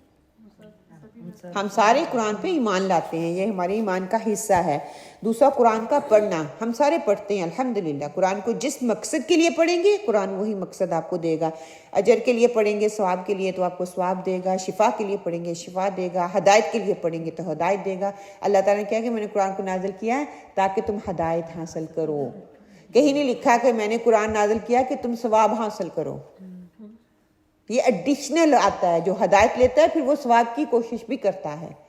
ہم لوگوں نے اس کو لے لیا صرف ثواب کے لیے کہ قرآن پڑھو ثواب کے لیے۔ بے شک اللہ کا کلام ہے، اس کو پڑھنے کا بے حد ثواب ہے، یہ نہیں کہ نہیں۔ اور رمضان میں تو 70 ٹائم مور ہو جاتا ہے، ایک لفظ کا منیمم 10 ٹائم ریوارڈ ہے، اور رمضان میں وہ انکریز کر دیا جاتا ہے۔ ہم نے قرآن کو پڑھنا ہے ہدایت کے لیے، تو انشاءاللہ تعالیٰ یہ قرآن ہمارے لیے ہدایت کا باعث بنے گا۔ پھر قرآن کو سمجھنا ہے، صرف پڑھنا نہیں ہے، اس کو سمجھ کے پڑھنا ہے کہ قرآن اللہ سبحانہ تعالیٰ کیا بات کر رہے ہیں ہم سے، کیا کہنا چاہ رہے ہیں انشاءاللہ۔ ساتھ ساتھ قرآن پر عمل کرنا ہے اور قرآن کی تبلیغ کرنی ہے۔ یہ پہلے 4 الحمدللہ ہم میں سے بہت سے لوگ ہیں جو کرتے ہیں، قرآن کو پڑھتے بھی ہیں، ایمان بھی ہمارا ہے، اس کو سمجھنے کی کوشش بھی کرتے ہیں، ریگولر کلاسز میں بھی آتے ہیں، قرآن پر عمل کی بھی کوشش کرتے ہیں۔ کبھی چوک جاتے ہیں، انسان ہے، غلطی ہو جاتی ہے، لیکن قرآن کی تبلیغ کرنا اس میں ہم لوگ جو ہیں وہ بہت پیچھے ہیں۔ انشاءاللہ تعالیٰ اس پہ ہم بات کریں گے۔ پھر یہ کہ نیت کی پاکیزگی، جب بھی میں قرآن کو سیکھنے پڑھنے یا اسے عمل کی بات لوں گی کہ میں اپنی نیت کو دیکھوں گی کس کے لیے میں کر رہی ہوں، اللہ کے لیے کر رہی ہوں، تو انشاءاللہ تعالیٰ میری ہر عمل میں برکت پڑ جائے گی۔ قرآن کی اہمیت کو سامنے رکھوں گی، قرآن کے تقاضوں کے مطابق اپنے آپ کو بدلنے کا عزم کروں گی کہ جس طرح اللہ تعالیٰ چاہ رہے ہیں۔ اللہ تعالیٰ میں انسان ہوں، میں کمزور ہوں، اللہ سے معافیاں مانگے کہ مجھے ویسا ڈھال دے، میں خود نہیں ڈھل سکتی، میں کوشش کر سکتی ہوں، اللہ تعالیٰ کی رحمت سے ہم ڈھلیں گے۔ اللہ کی رحمت ہوگی تو ہم اللہ کے قرآن کے تقاضوں کے مطابق اپنے آپ کو بدل سکیں گے۔ پھر قرآن پہ اللہ تعالیٰ مجھے تدبر کرنے کی توفیق عطا فرمائے، ایک آیت کو پڑھیں، اس پہ غور و فکر کریں، اور اس کے ساتھ ساتھ اللہ کے حوالے کر دینا اپنے آپ کو کہ میں نے پڑھ بھی لیا، میں نے اپنی نیت بھی درست کر لی، میں نے قرآن کو سمجھ بھی لیا، اس کی بہت زیادہ اہمیت ہے، اس کے تقاضوں پر اپنے آپ کو بدلنے کی کوشش بھی کر لی، پھر عمل بھی کرنا شروع کر دیا۔ اب میرے اختیار میں یہ نہیں ہے، میں نے کوشش کر لی، اب اللہ کے اختیار میں دے دیں کہ اللہ سبحانہ تعالیٰ مجھے ہدایت دے دے گا انشاءاللہ۔ اگر یہ سارے کام میں کر ہی نہیں رہی تو اللہ تعالیٰ ہدایت کیسے دے گا نا۔ پھر نفع مند، جب بھی ہم علم حاصل کرتے ہیں تو اس میں دو طرح کا علم ہمیں نظر آتا ہے، ایک دنیاوی علم اور ایک دینی علم، ٹھیک ہے۔ ہم میں سے بہت سے لوگ جو بیٹھے ہوئے ہیں یہاں پہ، کیا ہمارا فوکس زیادہ دنیاوی علم پہ ہوتا ہے۔ ہم بچوں کو بھی دنیاوی علم ہی کے فائدے اور نقصانات بتاتے ہیں۔ اگر دیکھا جائے نا، یہ پڑھ لو، یہ ڈگری حاصل کر لو تو یہ بن جاؤ گے، ڈاکٹر بن جاؤ گے، انجینئر بن جاؤ گے، پائلٹ بن جاؤ گے، اور بڑی بڑی جتنی بھی جابیں ہیں، چھوٹی موٹی تو ہم خیر اپنے لے کے نہیں آتے۔ تو دینی علم ہر حال میں فائدہ مند ہے، جبکہ دنیاوی علم کے کچھ علوم جو ہیں وہ فائدہ مند ہیں، کچھ فائدہ نہیں دیتے، صرف وقت کا ضیاع ہے، ٹھیک ہے۔ لیکن دینی علم حاصل کرنا چاہیے، اس کے ساتھ ساتھ دنیاوی علم بھی حاصل کرنا چاہیے، تاکہ اللہ کی جو اللہ تعالیٰ کی نشانیاں ہیں، جیسے یہ ڈاکٹرز ہیں، جو اللہ تعالیٰ کی قدرت کی نشانیاں انسان کے اس سیلف اندر ہوتی ہیں، وہ دیکھ کے حیران ہو جاتے ہیں کہ اللہ سبحانہ تعالیٰ کس طرح انسان کو پیدا کیا۔ اگر وہ دنیاوی علم نہیں لیتا تو اس کو یہ چیز نہیں سمجھ آئے گی نا۔ پھر طالب علم ہونے کے ناطے میرے اوپر کیا فرائض ہیں، جو علم حاصل کر رہی ہوں اس سے کسی کو فائدہ ہو رہا ہے کہ نہیں ہو رہا۔ سب سے پہلے میں اپنے آپ کو دیکھوں، مجھے فائدہ ہو رہا ہے، میری عادات بدل رہی ہیں، میرے رویے بدل رہے ہیں، میرا دوسروں کے ساتھ ملنا جلنا بدل رہا ہے، بچوں کے ساتھ میرا طریقہ بدل رہا ہے، میاں کو میرے اندر تبدیلی نظر آ رہی ہے، بچوں کو نظر آ رہی ہے، کسی نے دیکھا ہے کہ میں واقعی بدل رہی ہوں، یا خود کو احساس ہو رہا ہے۔ یہ سارے کوسچن اپنے اندر ریز کریں کہ میں قرآن کی کلاسوں میں جا رہی ہوں، میرے اندر اگر تبدیلی نہیں آ رہی تو اس علم کا کوئی فائدہ نہیں ہے، یہ علم آپ کے لیے نقصان دہ ہے، پھر اس کے آخرت میں یہ آپ کو جواب دہی کرنی پڑے گی۔ اللہ کے نزدیک وہ انسان نہایت پسند ہے جو دوسروں کے لیے فائدہ مند علم، فائدہ مند عمل دوسروں کو پسند ہے، تو اللہ کو بھی یہ بہت پسند ہے۔ ہمیں اچھا لگتا ہے نا ہم دوسروں کو فائدہ دیں یا دوسرے ہمیں فائدہ دیں۔ جب میں دوسروں کے لیے فائدہ مند بن جاؤں گی تو اللہ بھی مجھے فائدہ مند، میرا وہ ضائع نہیں کرے گا پھر اللہ تعالیٰ کی ذات۔ دوسروں کو نفع دیں، خیر خواہی کریں، دوسروں کی زندگی میں آسانی پیدا کریں اور دوسروں کے علم میں اضافہ کریں۔ وہ عمل سے بھی ہو سکتا ہے، وہ بات کرنے کے انداز سے بھی ہو سکتا ہے، وہ علم سے بھی ہوتا ہے، اس کی دعوت دینے سے بھی ہو سکتا ہے، ٹھیک ہے۔ خیر و بھلائی دوسروں کے لیے میں جب چاہوں گی ان کو دعوت دیں گی، اور سب سے بہترین علم قرآن اور سنت کا علم ہے۔ حدیث کا مفہوم ہے، جو شخص علم کے لیے نکلتا ہے تو فرشتے اس کے لیے اپنے پر پھیلا دیتے ہیں۔ سمندر کی مچھلیاں، جتنے بھی حشرات ہیں، جتنے بھی جانور ہیں، اس کے لیے دعاؤں میں لگ جاتے ہیں۔ کون ہے جو ہمارے لیے اتنی دعا کریں؟ یہ دنیاوی علم کا فائدہ نہیں بتایا جا رہا، دینی علم کا، قرآن اور سنت کے علم کے لیے جو نکلتا ہے۔ میں دین کے علم کے لیے بچوں کو بھی اور خود بھی میں کوشش کر لوں گی، میں خود کو آگے بڑھاؤں گی، لیکن انفارچونیٹلی جب دنیا کا دین کا معاملہ آتا ہے تو میں کہتی ہوں میرے پاس ٹائم نہیں ہے، میرے پاس وقت نہیں ہے، میں ٹائم دے نہیں سکتی، میری بہت ساری مصروفیات ہیں، میرے گھر کی مصروفیات، میرے بچے چھوٹے، یہ سارے جو کہتے ہیں نا رکاوٹیں ہیں، یہ دین کے علم میں ہی ہیں۔ دنیا کے علم کے لیے مجھے کالج جانا پڑے گا، میں جاؤں گی، یہ نہیں کہ نہیں، وہاں سے میں چھٹی بھی نہیں کر سکتی کیونکہ میرے فیس پے کی ہوئی ہے۔ اور دین کا علم ہم فری دے رہے ہیں، اس کے لیے میرے پاس ٹائم نہیں ہے، اس کے پاس جتنے بہانے کر لو، اچھا میں کام کرتی ہوں ویکنڈ پہ کر لیں، ویکنڈ پہ کلاس ہو رہی ہے تو پھر اس کے لیے بہانہ، اچھا میرے ویکنڈ ہی تو ہوتا ہے باقی کام کرنے کے لیے، تو پھر باقی کام کرنے کے لیے ویکنڈ ہے، ویکنڈ مطلب کہ ایکسکیوز آفٹر ایکسکیوز، آپ کہیں بھی ان کو بیٹ نہیں کر سکتے. جن کے دل اللہ کی ہدایت کے لیے کھلتے نہیں ہیں نا، تو ان کے پاس ایکسکیوز کے علاوہ اور کوئی بات ہی نہیں ہوتی. پھر جو انسان نفع مند علم دوسروں کو سکھاتا ہے، فرشتے اس کے لیے اپنے پر پھیلاتے ہیں. فرشتے کہتے ہیں کہ ڈاکٹر کے لیے یا نرس کے لیے یا تاجر کے لیے پر نہیں پھیلاتے، ایک طالب علم کے لیے وہ اپنے پر پھیلاتے ہیں جو دین کا علم سیکھنے کے لیے نکلتا ہے، اس کی کوشش میں نکلتا ہے، اس کے لیے دن رات ایک کرتا ہے، اس کے لیے جو ہے وہ پر پھیلاتے ہیں. پھر نفع مند علم کیا ہے کہ اگر ہمارا قرآن پر ایمان ہے تو دل ایمان اور یقین سے منور ہو جائے گا. ایمان لائیں گے تو ہوگا نا. دوسرا یہ کہ اگر ہمارا عمل قرآن کے مطابق ہوا تو زندگی بہتر عمل کی طرف جو ہمیں لے کے جائے گی، ہم بہتر سے بہترین بنتے چلے جائیں گے. اسی طرح اگر ہم نے قرآن سے حکمت کے موتی چن لیے تو عقل کی آزادی مل جائے گی، اور اگر قرآن کی دعوت دی تو بہترین دائی اور درد مند مربی بن جائیں گے. اور اگر ہم نے قرآن کا علم لیا ہی نہیں تو حکمت کہاں سے آئے گی؟ ہم دیکھ لیں حکمت آتی ہے، ہمیں کرنے کا طریقہ ہی نہیں آتا، بات کرنے کا طریقہ نہیں آتا، ادب نہیں آتا، بڑوں کا نہ چھوٹوں کا. اور اس کے ساتھ ساتھ اگر میں قرآن کو سیکھوں گی، قرآن کی دعوت دوں گی تو میں ایک بہترین مربی بن جاؤں گی، ایک بہترین تربیت کرنے والی بن جاؤں گی. جب میرے پاس قرآن کا علم ہی نہیں ہے تو میں تربیت بھی نہیں کرتی. ہم سے کوتاہیاں ہوئی ہیں نا، بچوں کی تربیت میں کوتاہیاں ہو رہی ہیں. کیوں؟ میرے پاس علم نہیں ہے. کیا لوگوں نے یہ گمان کر رکھا کہ ان کے صرف اس دعوے پر کہ ہم ایمان لائے ہیں ہم انہیں بغیر آزمائے ہوئے ہی چھوڑ دیں گے؟ ان سے اگلوں کو بھی ہم نے خوب جانچا، یقیناً اللہ تعالیٰ انہیں بھی جان لے گا جو سچ کہتے ہیں، اور انہیں بھی معلوم کر لے گا جو جھوٹے ہیں. سورہ عنکبوت کی آیت نمبر 2 اور 3 کا ترجمہ ہے کہ اللہ تعالیٰ جب ہم یہ دعویٰ کرتے ہیں ہم دیندار ہیں، دین کے راستے پہ چلیں گے، اللہ کا پیغام دوسروں تک پہنچائیں گے، اللہ تعالیٰ کہتے ہیں میں پھر تمہیں اس دعوے میں تمہارا سچا ثابت کرنے کے لیے تمہیں آزماؤں گا، اور جب آزمائش آئے گی تو پھر دیکھوں گا کون اس آزمائش میں پورا آتا ہے. اسی طرح آپ صلی اللہ علیہ وسلم نے فرمایا میں فتنوں کو تمہارے گھروں میں بارش کے قطروں کی طرح گرتا ہوا دیکھ رہا ہوں. ابھی اس پہ بات کرتے ہیں. امام شافعی کہتے ہیں وہ شخص جو قرآن و حدیث کی دلیل کے بغیر علم حاصل کرتا ہے، اس کی مثال رات کے وقت جنگل سے سوکھی لکڑیاں جمع کرنے والے کی مانند ہے. وہ اپنی لکڑیوں کا گٹھا جب اٹھاتا ہے تو بسا اوقات سانپ بھی اس میں لپٹا ہوا آ جاتا ہے جو اس کو ڈس لیتا ہے، اور اس شخص کو اس سانپ کا علم ہی نہیں ہوتا. اندھیرے میں کچھ معلوم ہی نہیں ہو رہا کٹھا کیا کر رہا ہے. کہ وہ شخص جو قرآن اور حدیث کی دلیل کے بغیر علم دوسروں تک پہنچاتا ہے.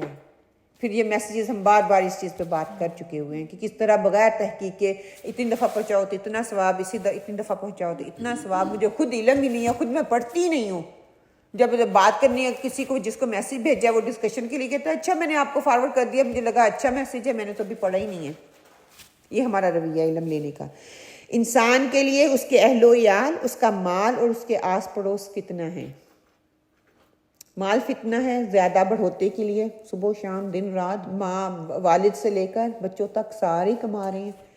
وہ فتنہ ہی ہے نا. نہ نماز پوری، نہ روزہ پورا، نہ قرآن کا حق دیا جا رہا ہے، نہ دین کا حق دیا جا رہا ہے، بس کمانے میں ہم لگے ہوئے ہیں.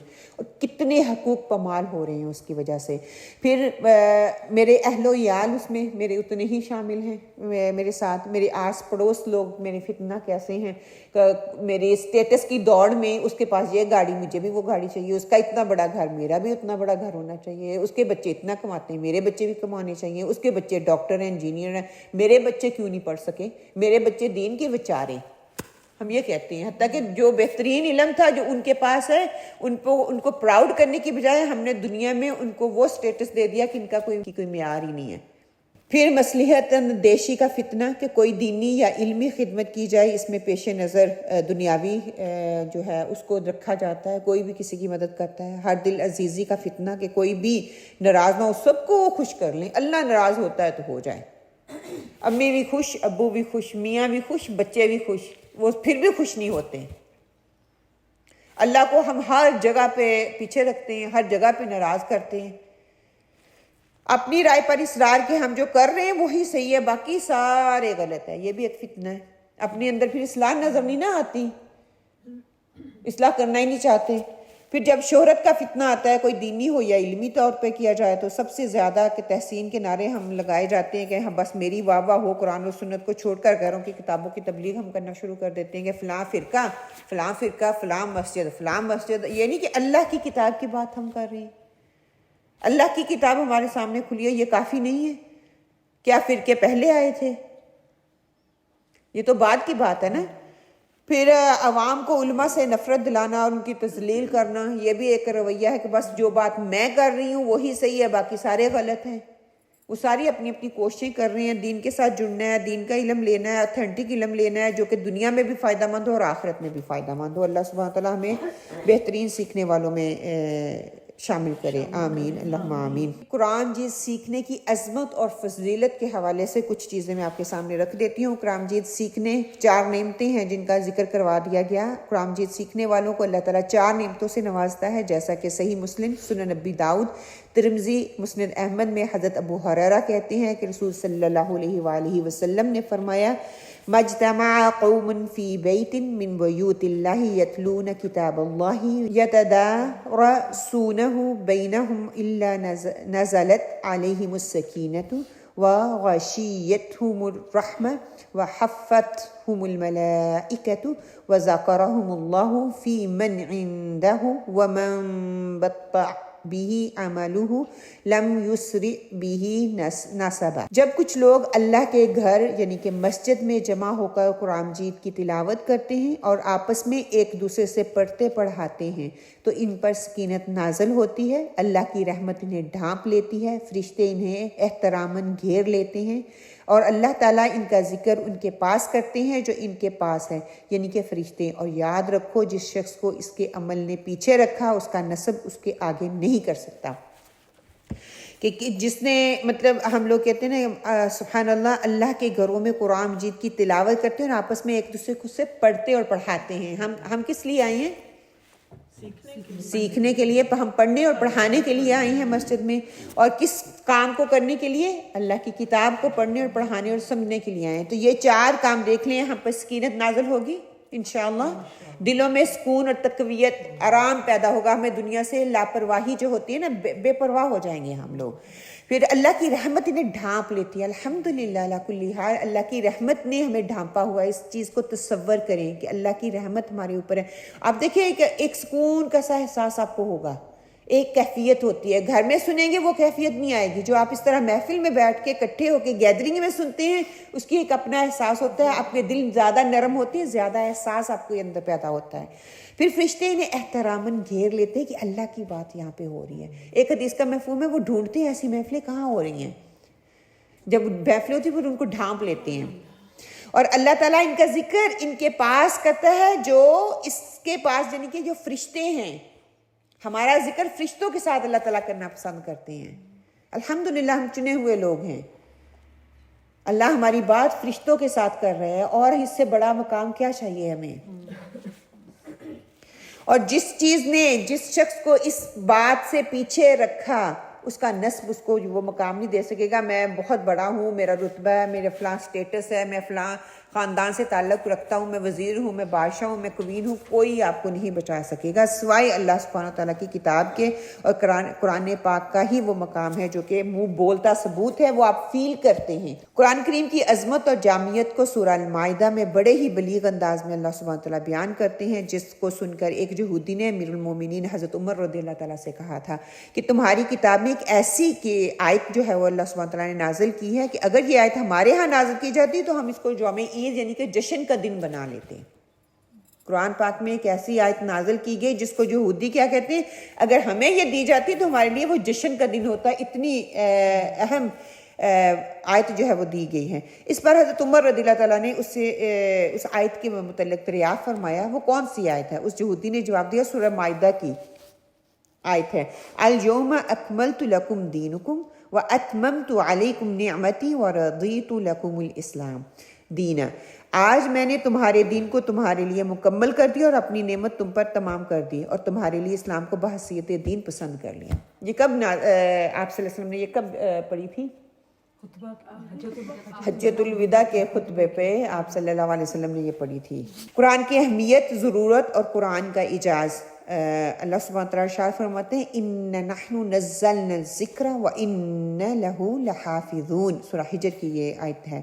بے شک یہ ذکر ہم نے ہی اتارا ہے اور ہم ہی اس کی نگہبان ہیں، ہم اس کی نگرانی کرنے والے ہیں۔ کہ قرآن کی عظمت اور شان کی ایک بڑی دلیل جو ہمارے سامنے آتی ہے، مسلمان کفار بھی جو اس کی عظمت کا وہ اقرار کرتے ہیں، وہ اس کا انکار نہیں کرتے۔ سب سے پہلے ہم قرآن کی عظمت کلام الہی ہے، روشنی اور ہدایت کا ذریعہ ہے، دلوں کو سکینت بخشنے کا ذریعہ ہے۔ اللہ تعالیٰ نے بہت سی ایسی کتاب جو ہے قرآن کی تعریف اور قرآن کی دلیل کے حوالے سے قرآن پاک سے ہمیں بہت سی آیات جو ہمیں مل جاتی ہیں۔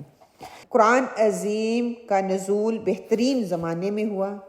ہم یہ نہیں کہہ سکتے اس وقت زمانہ ایسا تھا، اس وجہ سے اللہ تعالیٰ نے ایک وہ ایسا زمانہ تھا جس زمانے میں قرآن کو نازل ہونا چاہیے تھا، اسی زمانے میں وہ نازل ہوا۔ قرآن عظیم کی عظمت کی ایک دلیل یہ ہے کہ اللہ سبحانہ وتعالیٰ نے اسے سب سے بہترین زمانے یعنی کہ رمضان المبارک میں نازل فرمایا، جیسا کہ ارشاد الہی ہے شہر رمضان الذی انزل فیہ القرآن ھدی للناس وبینات من الہدی والفرقان۔ اور ہم ہر رمضان میں ان آیات کا تکرار بھی کرتے ہیں، ان آیات کو پڑھتے بھی ہیں، ان آیات کو ڈفرینٹ اینگل سے سمجھنے کی کوشش بھی کرتے ہیں کہ روزوں کا مہینہ یعنی کہ رمضان کا مہینہ ہے جس میں قرآن نازل ہوا، جو لوگوں کا رہنما ہے اور جس میں ہدایت کی کھلی نشانیاں اور جو حق و باطل کو الگ الگ کرنے والے ہیں وہ ہمیں بتا دی گئی۔ پھر حفاظت قرآن کا وعدہ الہی کہ جو قرآن کی حفاظت کرتا ہے، اللہ سبحانہ تعالیٰ نے ان کے ساتھ کیا وعدہ کیا ہے کہ قرآن کریم کی آیات یا الفاظ میں رد و بدل قیامت تک جو ہے وہ ممکن نہیں ہے۔ اللہ تعالیٰ نے اس وقت بھی جب قرآن نازل ہو رہا تھا لوگوں کو چیلنج کیا، اور آتی دنیا تک یہ چیلنج ہے، اس کی جیسی آیات کوئی نہیں بنا سکتا۔ کیونکہ اس کی حفاظت کی ذمہ داری اللہ سبحانہ تعالیٰ نے خود اٹھائی ہے۔ اللہ سبحانہ تعالیٰ کہتے ہیں ارشاد فرماتے ہیں اِنَّا نَحْنُ نَزَّلْنَا الذِّكْرَ وَإِنَّا لَهُ لَحَافِظُونَ، کہ بے شک یہ ذکر ہم نے ہی اتارا ہے اور ہم ہی اس کی نگرانی کرنے والے ہیں۔ یہ اللہ تعالیٰ ہی کی حفاظت کا نتیجہ ہے کہ قرآن کریم میں اب تک اصلی شکل میں جیسے اتارا گیا تھا ویسے ہی ایز اٹ، کوئی زیر زبر کا فرق بھی نہیں آتا، اگر آتا ہے تو فوراً سے پتہ چل جاتا ہے کہ اس میں جو ہے تبدیلی ہو گئی ہے۔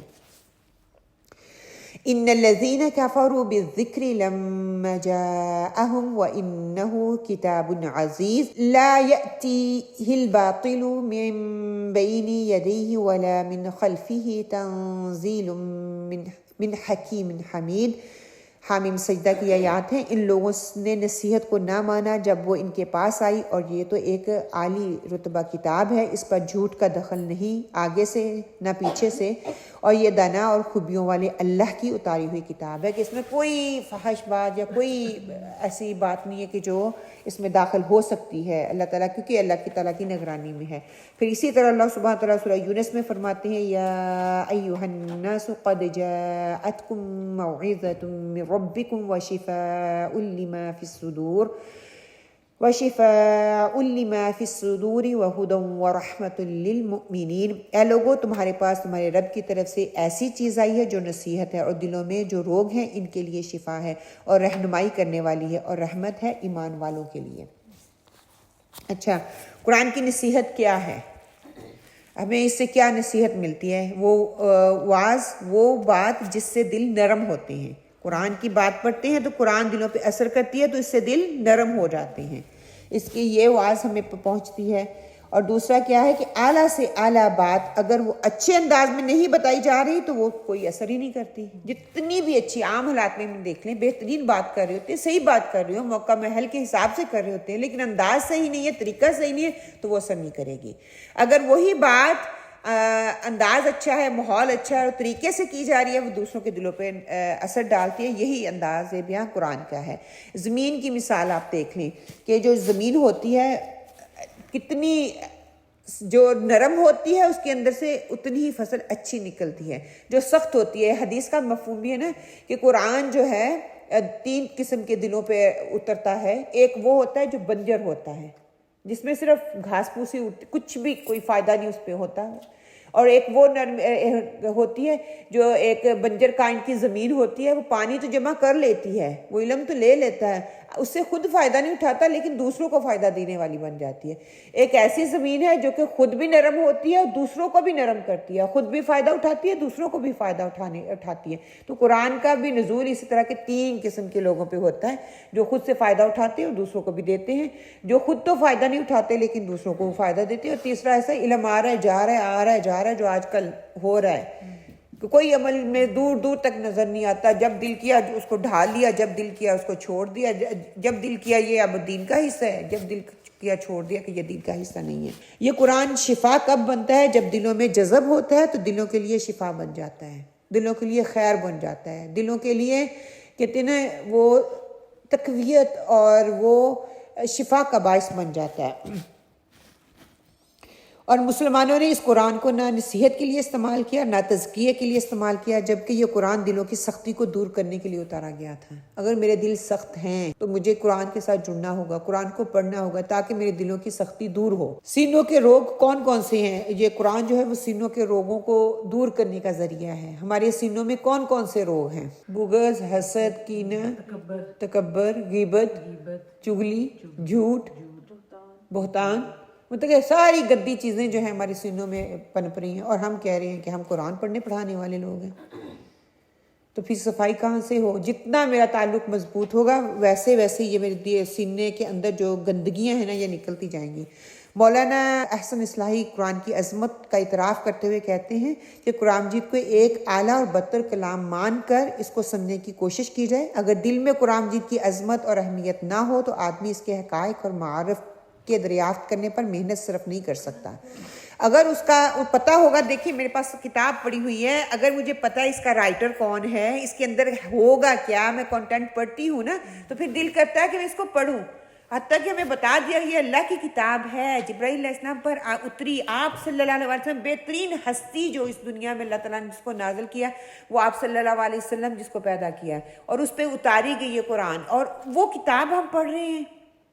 جب یہ میرے اندر ہوگا, مجھے پتہ چلے گا کہ اس کے حقائق اور معارف کیا ہیں, تو تبھی میرے اوپر تبھی میں قرآن کے ساتھ اپنا ٹائم سپینڈ کرنے کی کوشش کروں گی. کاش آج امت مسلمہ کو اس کا احساس ہو جاتا کہ قرآن مجید کی شکل میں روئے زمین پر سب سے بہترین اور سب سے بڑی نعمت جو اللہ تعالیٰ نے اتاری ہے وہ یہی کتاب عظیم ہے.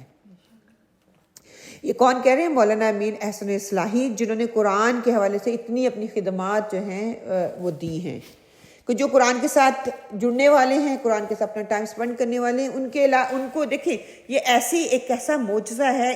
سب سے زیادہ پڑھی جانے والی کتاب قرآن پاک ہے, اور کسی بھی جتنی بھی اچھی مرضی کتاب ہو آپ اس کو 1 دفعہ پڑھیں گے, 2 دفعہ پڑھیں گے, تیسری دفعہ دل نہیں کرتا پڑھنے کو. قرآن صبح بھی پڑھیں گے, شام بھی پڑھیں گے, دوپہر بھی پڑھیں گے, روز بھی پڑھیں گے, آپ کو اس سے آپ نہیں اکتاتے, آپ کا دل کرتا ہے آپ اس کو اور پڑھتے جائیں. کاش کہ ہو جاتی قرآن سے شناسائی, کہ قرآن کو میں پہچان جاتا کہ قرآن میں اللہ تعالیٰ نے کیا لکھا ہے. آپ صلی اللہ علیہ وسلم نے یوں تو قرآن کے فضائل اور اس کی اہمیت کی مختلف احادیث بیان کی. بسم اللہ الرحمن الرحیم. قرآن کی عظمت کے حوالے سے احادیث کو انشاءاللہ تعالیٰ ہم پڑھ لیتے ہیں. ابھی کتاب اللہ کی رسی ہے اور جو آسمان سے زمین تک پھیلی ہوئی ہے. اسی طرح ایک اور موقع پر آپ صلی اللہ علیہ وسلم نے ارشاد فرمایا کہ قرآن کی تلاوت اور اس کا مذاکرہ نزول سکینت رحمت کا باعث ہے. مجتمع قوم فی بیت من بیوت اللہ یتلون کتاب اللہ یتدارسون بینہم اللہ نزلت علیہم السکینۃ وغشیتہم الرحمۃ وخفتہم الملائکۃ وذکرہم اللہ فی من عندہ.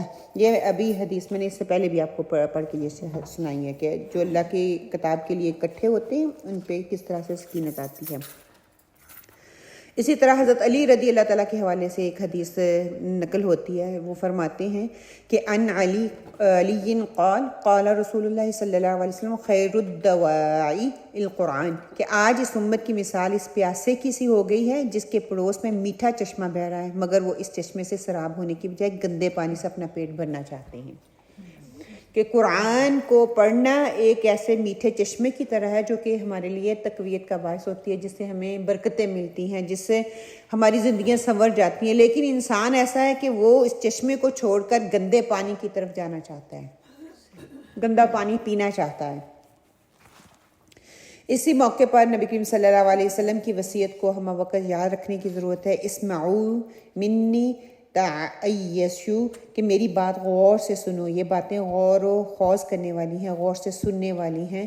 کہ آپ صلی اللہ علیہ وسلم نے فرمایا ترکت فیکم امرین ما ان تمسکتم بہما لن تضلوا کتاب اللہ و سنتی, کہ میں نے تم میں 2 چیزیں جو ہیں وہ چھوڑ دی ہیں, جب تک تم ان کو مضبوطی سے تھامے رکھو گے کبھی گمراہ نہیں ہوگے. وہ کیا ہے؟ کتاب اللہ اور میری سنت. کہ اللہ کی کتاب اور اللہ کی سنت کو ہم پکڑ کے رکھیں گے تو انشاءاللہ تعالیٰ ہم کبھی گمراہی میں نہیں جائیں گے. وہ کتنے ہی لوگ ہیں جو کہ اس قرآن کو اپنی زندگیوں کا حصہ بناتے ہیں, اور کتنے ہم بد نصیب ہیں کہ ہم اس کو اپنی زندگیوں سے نکال دیتے ہیں.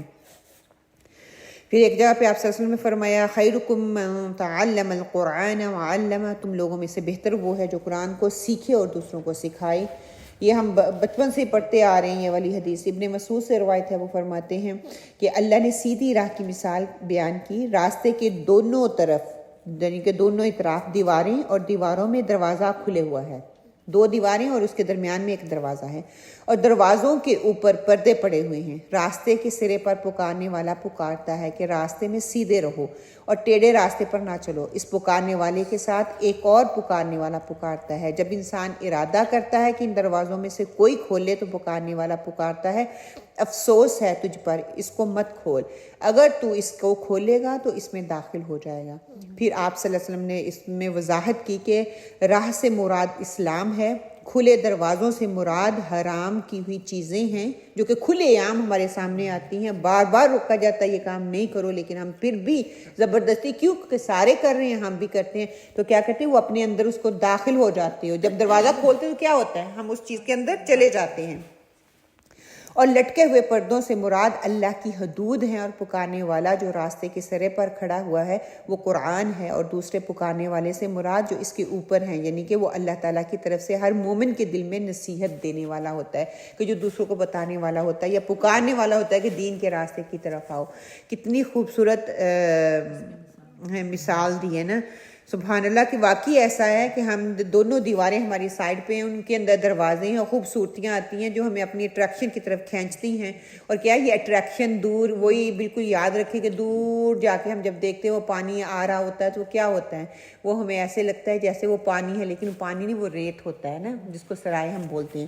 کہ وہ دور سے ریت چمک رہی ہوتی ہے تو ہم بھاگ کے جاتے ہیں کہ یہ جو ہے یہ پانی ہے, لیکن جب پاس جاتے ہیں دیکھتے ہیں وہ ریت ہی ہوتی ہے. بعض فتنے ایسے ہیں کہ ان میں جھانکنے والا بھی ان میں مبتلا ہو جاتا ہے. کہ کچھ فتنے دیکھنے والا, استغفر اللہ, اس کی مثال آپ دے سکتے ہیں؟ جیسے مہندی کی رسم ہے, سارے کریں, ہم بھی ساتھ میں موسیقی وغیرہ کی جیسے محفلیں ہوں تو اس میں جاتے ہیں, محظوظ ہوتے ہیں کہ نائس لگ رہا ہے تو وہ تو فزیکلی جاتے ہیں, جو اس کو دیکھتا ہے, جھانکتا, مطلب ٹی وی, ہاں ٹی وی ہو گیا, فون ہو گیا, ویڈیو کسی نے بھیج دی, فوراً سے کھولی, ایک کھولنی تھی دیکھی 10,000 گھنٹہ کہیں گیا ہی نہیں. ایک بس تھوڑا سا دیکھ لوں, ایک لمحے کے لیے دیکھ لوں کیا ہوا, ہو کیا رہا ہے, ڈرامہ بس تھوڑا سا دیکھتی ہوں کیا ہو رہا ہے, اور پھر پوری قسط دیکھ کے اٹھتے ہیں. پھر ایک کے بعد نہیں دوسرے کی ایڈکشن ہونا شروع ہوئی, تیسرے کی ہوتی ہے, اور پھر جو امپورٹنٹ چیزیں ہیں وہ پیچھے ہو جاتی ہیں, جو ان امپورٹنٹ ہے وہ آگے آ جاتی ہیں. اور دیکھیں جی کب کس وقت کی حدیث جو ہے وہ بتائی گئی, اور آج کس طرح وہ پوری اتر رہی ہے. بعض فتنے ایسے ہیں جن کے دروازوں پر آگ کی طرف بلانے والے کھڑے ہیں. یہ آگ کی طرف یہ بھی لے کے جا رہے ہیں, آنکھ کی زنا ہو رہی ہے, دلوں کا زنا ہو رہا ہے, فحاشی, بے حیائی, ریانی, استغفر اللہ. آج ہم ان دروازوں اور ان فتنوں کی طرف بلانے والوں کو دیکھ رہے ہیں, جیسے ٹی وی ڈرامے ہیں, چرس ہیں, شیشہ ہے, ویلنٹائن ڈیز, مدرس ڈے, ویلنٹائن ڈے, مدرس ڈے, اللہ تعالیٰ نے جو موقع رکھے جن طریقوں پہ اپنانے کے لیے کہا ان کو ہم چھوڑ کے مدرس ڈے سارا سال پوچھ رہے نہیں, مدرس ڈے پہ فلاور بھیج دو جی, یہ کیسی محبت ہے. ہاں, برتھ ڈے, فلمیں, ڈرامے, گانے, فیشن شو, مطلب کہ لڑکیوں کی ایجوکیشن, کو ایجوکیشن, اور آگ اور پانی کو ملا کے کہہ رہے ہیں کہ ہمارے بچے بگڑ رہے ہیں, وہ بگڑے نا تو وہ کیا کریں, ان کے کنٹرول میں نہیں ہے تو کیا کریں, یہ ہمارا قصور ہے نا. پھر ان تمام دروازوں میں گیمز کے تھرو اگر ہم بچوں کو ہر جگہ, مطلب کہ فتنہ ہر طرف پھیلا ہوا ہے, کہاں کہاں سے ہم بچے کو روکیں گے؟ تو پھر کیا ہے، ایک بنیاد ذہن سازی ہے، بچے کو خود احساس ہو، ہم کہاں کہاں پہ ان کے اوپر نا باؤنڈریز لگائیں گے، کہاں کہاں پہ روکیں گے؟ وہ کئی دفعہ خود کو بھی برا لگتا ہے، بچے کو بھی برا لگتا ہے، ہر وقت روک ٹوک ہی چلتی رہتی ہے کہ بچے کی ذہن سازی ایسی کر دی جائے 5 سے 7، بچپن سے لے کے 7 سال تک، کہ یہ چیز غلط ہے، یہ اللہ کو پسند نہیں ہے، یہ ممی کو یا ڈیڈی کو پسند نہیں ہے، یہ اللہ کو پسند نہیں ہے، اس کے کرنے سے یہ فائدہ ہے، اس کے نہ کرنے سے یہ نقصان ہے، کہ جب وہ اس کے ہاتھ یا آنکھیں اس چیز کو دیکھیں فوراً سے اس چیز سے ہٹ جائیں۔ حالات ایسے ہو رہے ہیں کہ انسان اس چیز کو افورڈ نہیں کر سکتا، برائیاں اس طرح مٹیں گی پھر ہی دین پھیلے گا نا، کہ انسان آسانی کی طرف آ رہا ہے آہستہ آہستہ۔ لیکن ضروری نہیں ہے، آج عجیب قسم کے نئے نئے پکھنڈ کہتے ہیں نکل آئے ہیں، نئی نئی رسمیں نکل آئی ہیں، بیسٹی ویلنٹائن، لیڈیز ویلنٹائن، استغفر اللہ، گرلی ویلنٹائن، بوائز ویلنٹائن۔ تو یہ کیا ہے؟ آپ کو کیا ہے یہ انڈائریکٹلی کیا سائن دے رہے ہیں؟ ایگزیکٹلی لوط علیہ السلام کی یہ وہ چیز شروع ہو جائے گی نا، حلال ہے یہ، اوپر سے کہتے ہیں گرل ہے تو حلال ہے، بوائز ہے تو حلال ہے۔ ہاں جیسے برتھ ڈے، جیسے گفٹ کے لیے تو پروموٹ دین کرتا ہے نا کہ محبت پیدا کرتا ہے، تو آپ ہمیشہ لے کے آئیں، ہمیشہ دیں۔ ہم نے ہمیشہ کا کام تو ختم کر دیا، خاص موقع پہ ہم برتھ ڈے سیلیبریٹ نہیں کریں گے، لیکن بچے کو گفٹ لے کے دینا ہے، برتھ ڈے پر ہی لے کے دینا ہے، ٹھیک ہے؟ کوئی اور کام کرنا ہے تو برتھ ڈے کے ہی ذریعے سے کرنا ہے، ویسے میں مناتی نہیں ہوں۔ بڑی کوشش کرتے ہیں لیکن یہاں بڑا مشکل ہے برتھ ڈے والی چیز کو کنٹرول کرنا، کیونکہ ہم بہت بات کرتے ہیں اس ٹاپک پہ، کیونکہ ایسے ہوتا ہے نا جب آپ سارے کرنے لگ جاؤ گے، الحمدللہ از لانگ پروسیجر، بس slowly does make a big difference. آہستہ آہستہ میں پہلے اسٹیپ آؤٹ ہونے والی بنوں، پھر آہستہ آہستہ دوسروں سے کٹ آف ہوں، ایک یکدم نہیں، اوور نائٹ یہ کام نہیں ہونے والا، اوور نائٹ کروں گی تو رشتے ٹوٹیں گے۔ آئندہ نہ لے کے آئیے گا، آئی ریئلی اپریشیٹ، مجھے عید پہ دیں، مجھے آتے جاتے اینی ٹائم دے دیں، لیکن صرف برتھ ڈے کر کے اسپیسیفک مجھے نہ دیں، کو اسپیسیفائی نہ کریں۔ ہاں، جب اسپیسیفائی ہوتی ہے تو پھر چیز آگے بڑھتی ہے۔ کہ ان سب میں شہرت ہے، پیسہ ہے، لیکن کون سا دروازہ خیر کا دروازہ ہے؟ ان میں سب رب کو راضی کرنے اور جنت میں لے جانے والا کوئی دروازہ ہے اس میں؟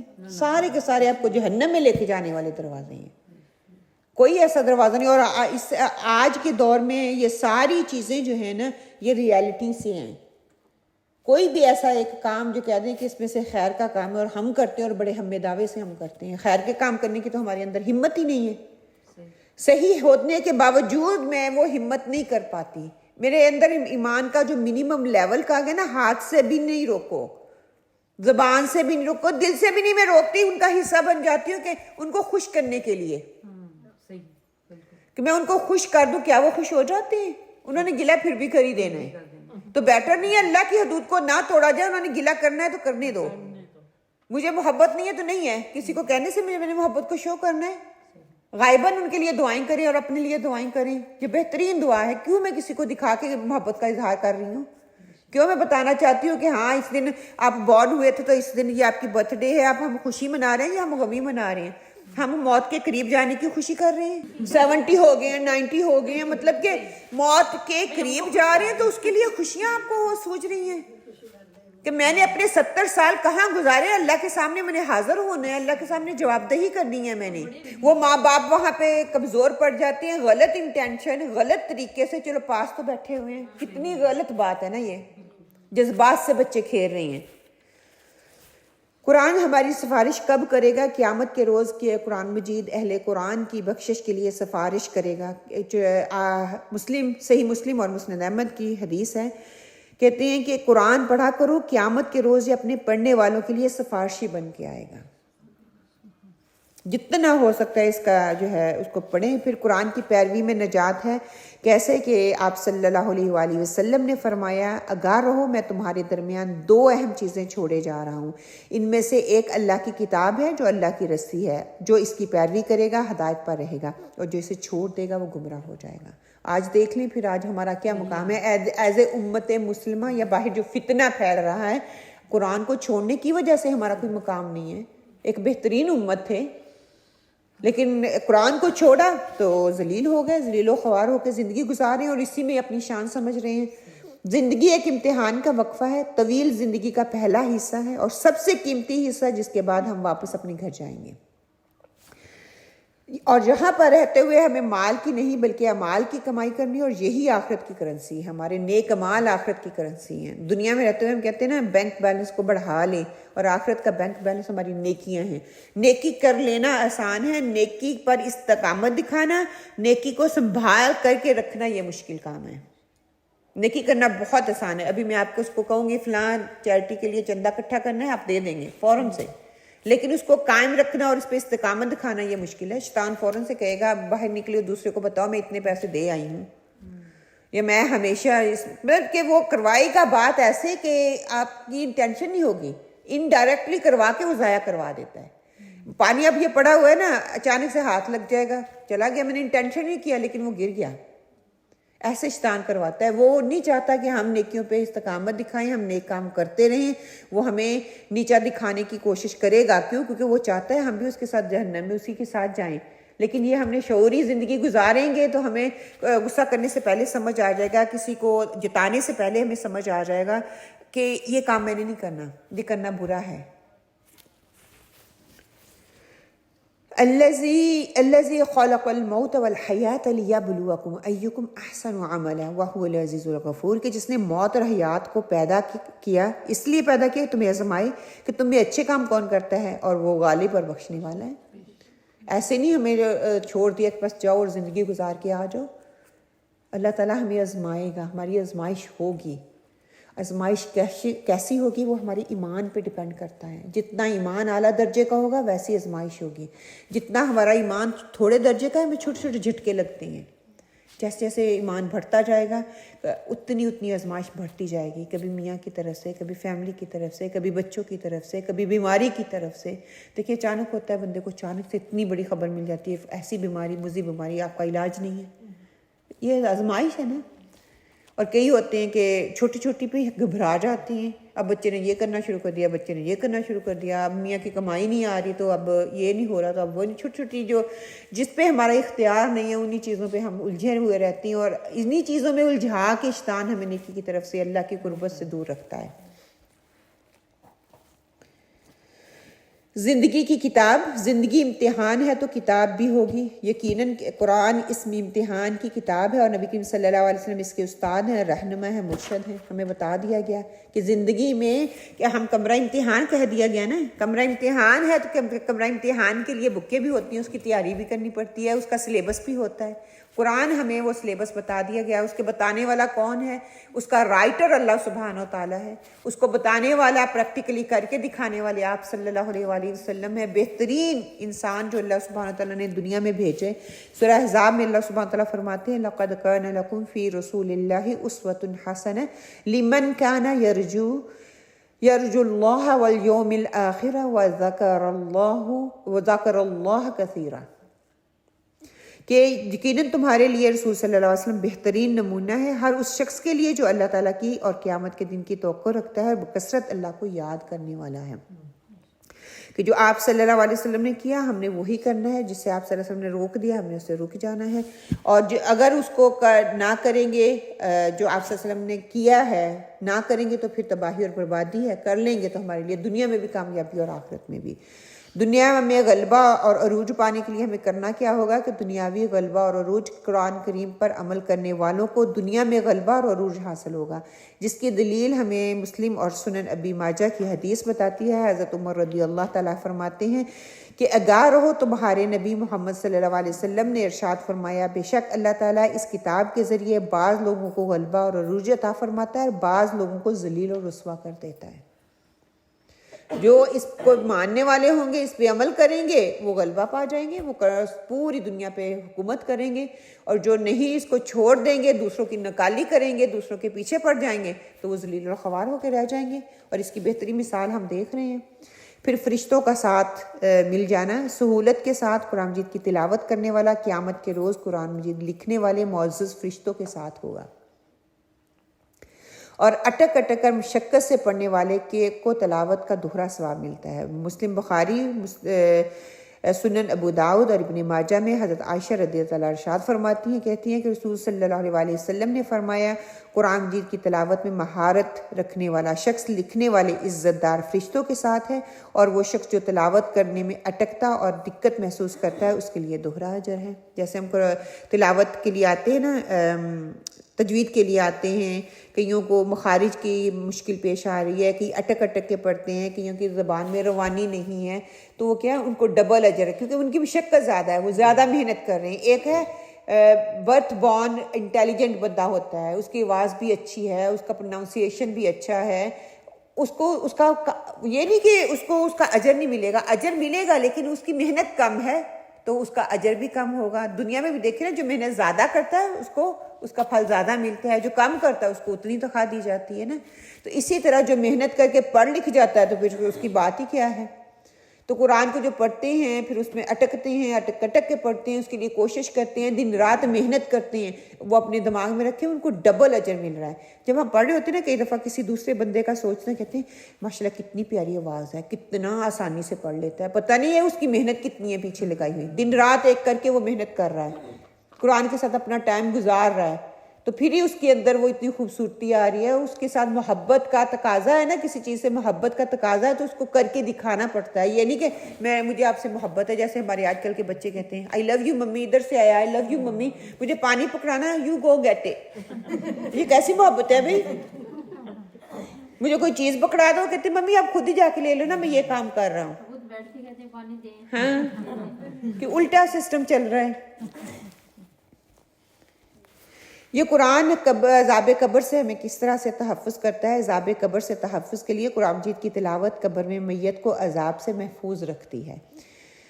حضرت ابو ہریرہ رضی اللہ عنہ سے روایت ہے، نبی کریم صلی اللہ علیہ وآلہ وسلم نے فرمایا، آدمی جب قبر میں دفن کیا جاتا ہے تو فرشتہ سر کی طرف سے عذاب دینے کے لیے آتا ہے، تو تلاوت قرآن اسے دور کر دیتی ہے، اور جب فرشتہ سامنے سے آتا ہے تو صدقہ خیرات اسے دور کر دیتے ہیں، اور جب پاؤں کی طرف سے فرشتہ آتا ہے تو مسجد کی طرف چل کر جانا اسے دور کر دیتا ہے۔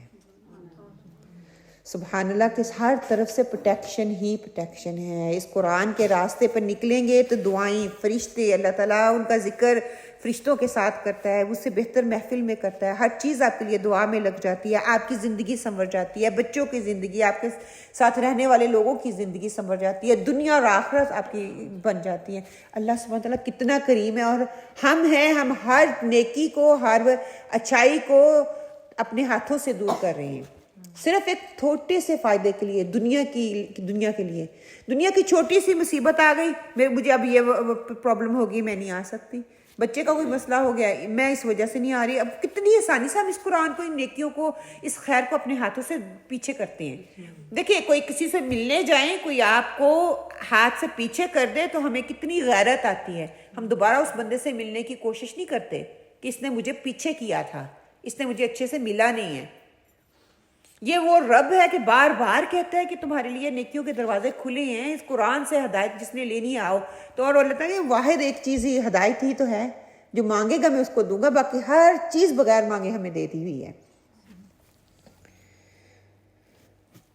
پھر یہ قرآن کی جو ہے کتاب ہمارے لیے کس طرح سے ہمارے لیے خیر اور برکت کا باعث ہے، کس طرح سے اس کا سیکھنا سکھانا ہمارے لیے برکت کا باعث ہے۔ سب سے افضل علم قرآن مجید کا علم ہے۔ سیکھنے والا، قرآن کا علم سیکھنے والا شخص دوسرے تمام علوم سیکھنے والے لوگوں سے افضل ہوتا ہے۔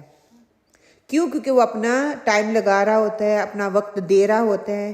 صحیح بخاری، سنن ابو داؤد، ترمذی، ابن ماجہ، یہ سارے ہی اس حدیث کو روایت کرتے ہیں۔ حضرت عثمان رضی اللہ تعالیٰ سے روایت ہے کہ آپ صلی اللہ علیہ وسلم نے فرمایا، خیرکم من تعلم القرآن وعلمہ، تم میں سب سے بہتر وہ جو قرآن سیکھے اور سکھائے۔ اوکے، ہم اس کو نا، اس قرآن کو سیکھے اور سکھائے میں کیا لیتے ہیں؟ قرآن کو پڑھ لینا اور دوسروں کو بتا دینا، ہاں، اس کا یہ مطلب ہے احکامات پہ عمل کرنا۔ اس کے قرآن کو پڑھنا مقصد کہ اس کو یہ اللہ کا کلام ہے، اللہ ہم سے کیا بات کر رہا ہے، اس کو اس لیول تک انڈرسٹینڈ کرنا کہ میری زندگی سنور جائے، اور کیا حکم دیا ہے۔ فار ایگزامپل، میں ابھی نماز پڑھ رہی ہوں، اس میں نے جو بھی صورت پڑھی ہے، مجھے پورا شعور ہو کہ یہ قرآن اللہ کا کلام ہے اور اللہ مجھ سے یہ بات کر رہا ہے۔ آپ جو تلاوت کرنے والے ہیں جن کو سمجھ ہوتی ہے ان کی رقت آپ کو محسوس ہوتی ہے ان کی آواز میں کہ یہاں پر اللہ تعالیٰ کا تیش جو ہے وہ جوش میں ہے, یہاں پہ اللہ تعالیٰ کی نعمتیں جو ہیں اللہ تعالیٰ کہہ رہے ہیں جنتیں ہوں گی ان کے لیے, ان کی آواز میں نرمی آ جاتی ہے اور خوشی کا احساس ہوتا ہے. جہاں پر اللہ تعالیٰ کہتے ہیں عذاب ہوگا ان کے اندر رقت پیدا ہوتی ہے, وہ روتے ہیں دوسروں کو رلاتے بھی ہیں, جن کو سمجھ آ رہی ہوتی ہے, جن کو پتہ ہی نہیں کیا پڑھ رہے ہیں, بس قرآن ہے بس ٹھیک ہے سن لیں. تو اس کا یہ مطلب نہیں جو پڑھا رہا ہے اس کو بھی شعور پورا ہو وہ کیا پڑھا رہا ہے, اور پڑھنے والے بھی اس شعور کو لینے کے لیے کہ یہ اللہ کا کلام ہے, اللہ کی بات ہے, اللہ کیا کے احکامات ہیں جس کو میں سننے اور پڑھنے کے لیے جا رہی ہوں, اور سننے اور پڑھنے کے بعد علم میں اس کو لے کے آنا ہے کہ علم میں آئے گا تو میری عقل جو ہے نا, عقل آپ کو یہ شعور دیتی ہے, یہ ادراک دیتی ہے کہ یہ اللہ کی طرف سے ہے, یہ احکام مانو گے. عقل کہتی ہے اچھا اس کا مجھے اجر ہوگا. نیکیاں ہم کرتے ہیں, آپ کوئی چیریٹی دیتے ہیں تو کیا کرتے ہیں مجھے اس کا اجر ملے گا, فوراً سے انسٹنٹ میں آتا ہے نا کہ ہاں میں دے دوں, جلدی سے دے دوں مجھے اس کا اجر ملے گا. اور اوپر سے دین ہمیں کیا کہتا ہے اچھی نیت سے خالصاً اللہ کے لیے دو گے تو آپ کی نیکی میں بھی کوئی اجر میں کمی نہیں ہوگی, بتانے والے کو بھی اتنا ہی اجر ملے گا اور دینے والے کو بھی اتنا ہی اجر ملے گا. یہ آپ کو اور موٹیویٹ کر دیتی ہے نا. اگر مجھے پتہ ہی نہیں بس نکال کے دے دیا, سارے دے رہے میں بھی دے رہی ہوں, وہ شعور نہیں ہے. اس دونوں میں فرق ہے کہ ایک آپ پورے شعور کے ساتھ دے رہے ہو کہ اس کا مجھے فائدہ ہوگا. ایک بھی آیت میں پڑھ رہی ہوں, یہ قرآن پاک کی آیت مجھے پلسرات پہ میرے ساتھ کھڑی ہوگی, حساب کتاب کے وقت میرے ساتھ کھڑی ہوگی, قبر میں جاؤں گی کوئی میرے ساتھ نہیں ہوگا. اپنے جو پیارے جن کے لیے میں غلط کام کرتی ہوں, اللہ کی حدود کو میں توڑتی ہوں, ان کو میں پامال کرتی ہوں, وہ میرے ساتھ قبر میں نہیں ہوں گے. یہ قرآن میرے ساتھ قبر میں ہوگا, وہاں پہ کھڑا ہوگا, میرے لیے سفارش کرے گا کہ راتوں کو اے اللہ راتوں کو اتنی مشقت تھی, راتوں کو نیند پوری نہیں کرتا تھا, یہ انسان تیرے قرآن کو پڑھ کے شوق میں اس کو پڑھتا تھا, یہ دن کے وقت اپنی مصروفیت کو چھوڑ کے تیرے دین کی علم کے تبلیغ کے لیے بیٹھتا تھا, لوگوں کو موٹیویٹ کرتا تھا کہ آؤ قرآن کے ساتھ جڑو, ان کی اصلاح کرنے میں لگا ہوا تھا.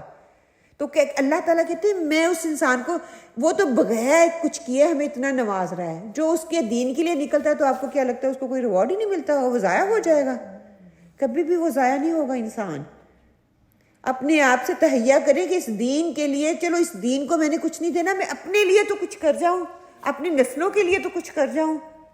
میری نسلیں چلو ہم کہتے ہیں بہت لیٹ ہو گیا, بچے ہمارے بڑے ہو گئے ہیں, دوسروں کے لیے حریص ہو جائیں, دوسروں کے لیے دعائیں کرنے والے بن جائیں, دوسروں کے بچوں کے حریص ہو جائیں گے. تو اللہ تعالیٰ خود ہی کہتے ہیں نا کہ جب انسان دوسرے کے لیے دعا مانگتا ہے, فرشتے کہتے ہیں یہی دعا اس کے حق میں بھی قبول فرما لے.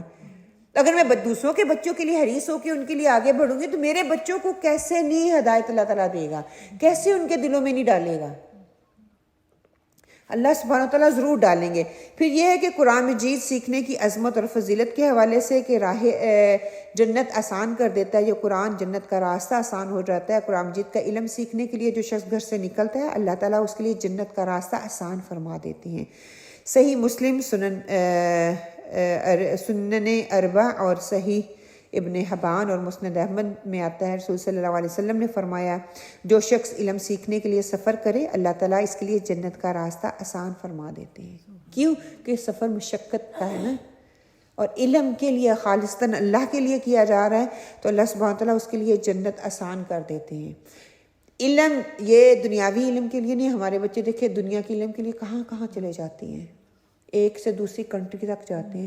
کسی کو آپ نے دیکھا ہوگا انلیس کسی کو شعور ہے کہ یہ دین کا علم ہے تو وہ جاتے ہیں. وہ بڑے بڑے عالم لوگوں کو سنا ہوا ہے ایک جگہ سے وہ دوسری جگہ علم لینے. عام پبلک کی میں بات کر رہی ہوں, اپنے اور میرے بچوں کی بات کر رہے ہیں ہم, کہ ان کو بولے نا قرآن میں کہ عام بات لینے کے لیے بھی جانا ہے تو وہ اس پہ بھی راضی نہیں ہوتے. اگر کہیں گے ٹکٹ لگا کے پیسے لگا کے پھر کہیں دوسری کنٹری میں جانا تو وہ کہیں گے یہ پاگل ہے, میں اس کے لیے جاؤں, یہ کون سے علم کی بات کر رہے ہو. انلیس وہ اس لیول کا ہو بندہ, پھر وہ کہتا ہے کہ مجھے اب میں نے اتنا ہی حاصل کر لیا, مجھے دوسری جگہ پہ جانا ہے, دوسرا فائدہ اس سے حاصل کرنا ہے, تو وہ اپنے آپ کو سرو کرتا ہے دین کے سفر کے لیے.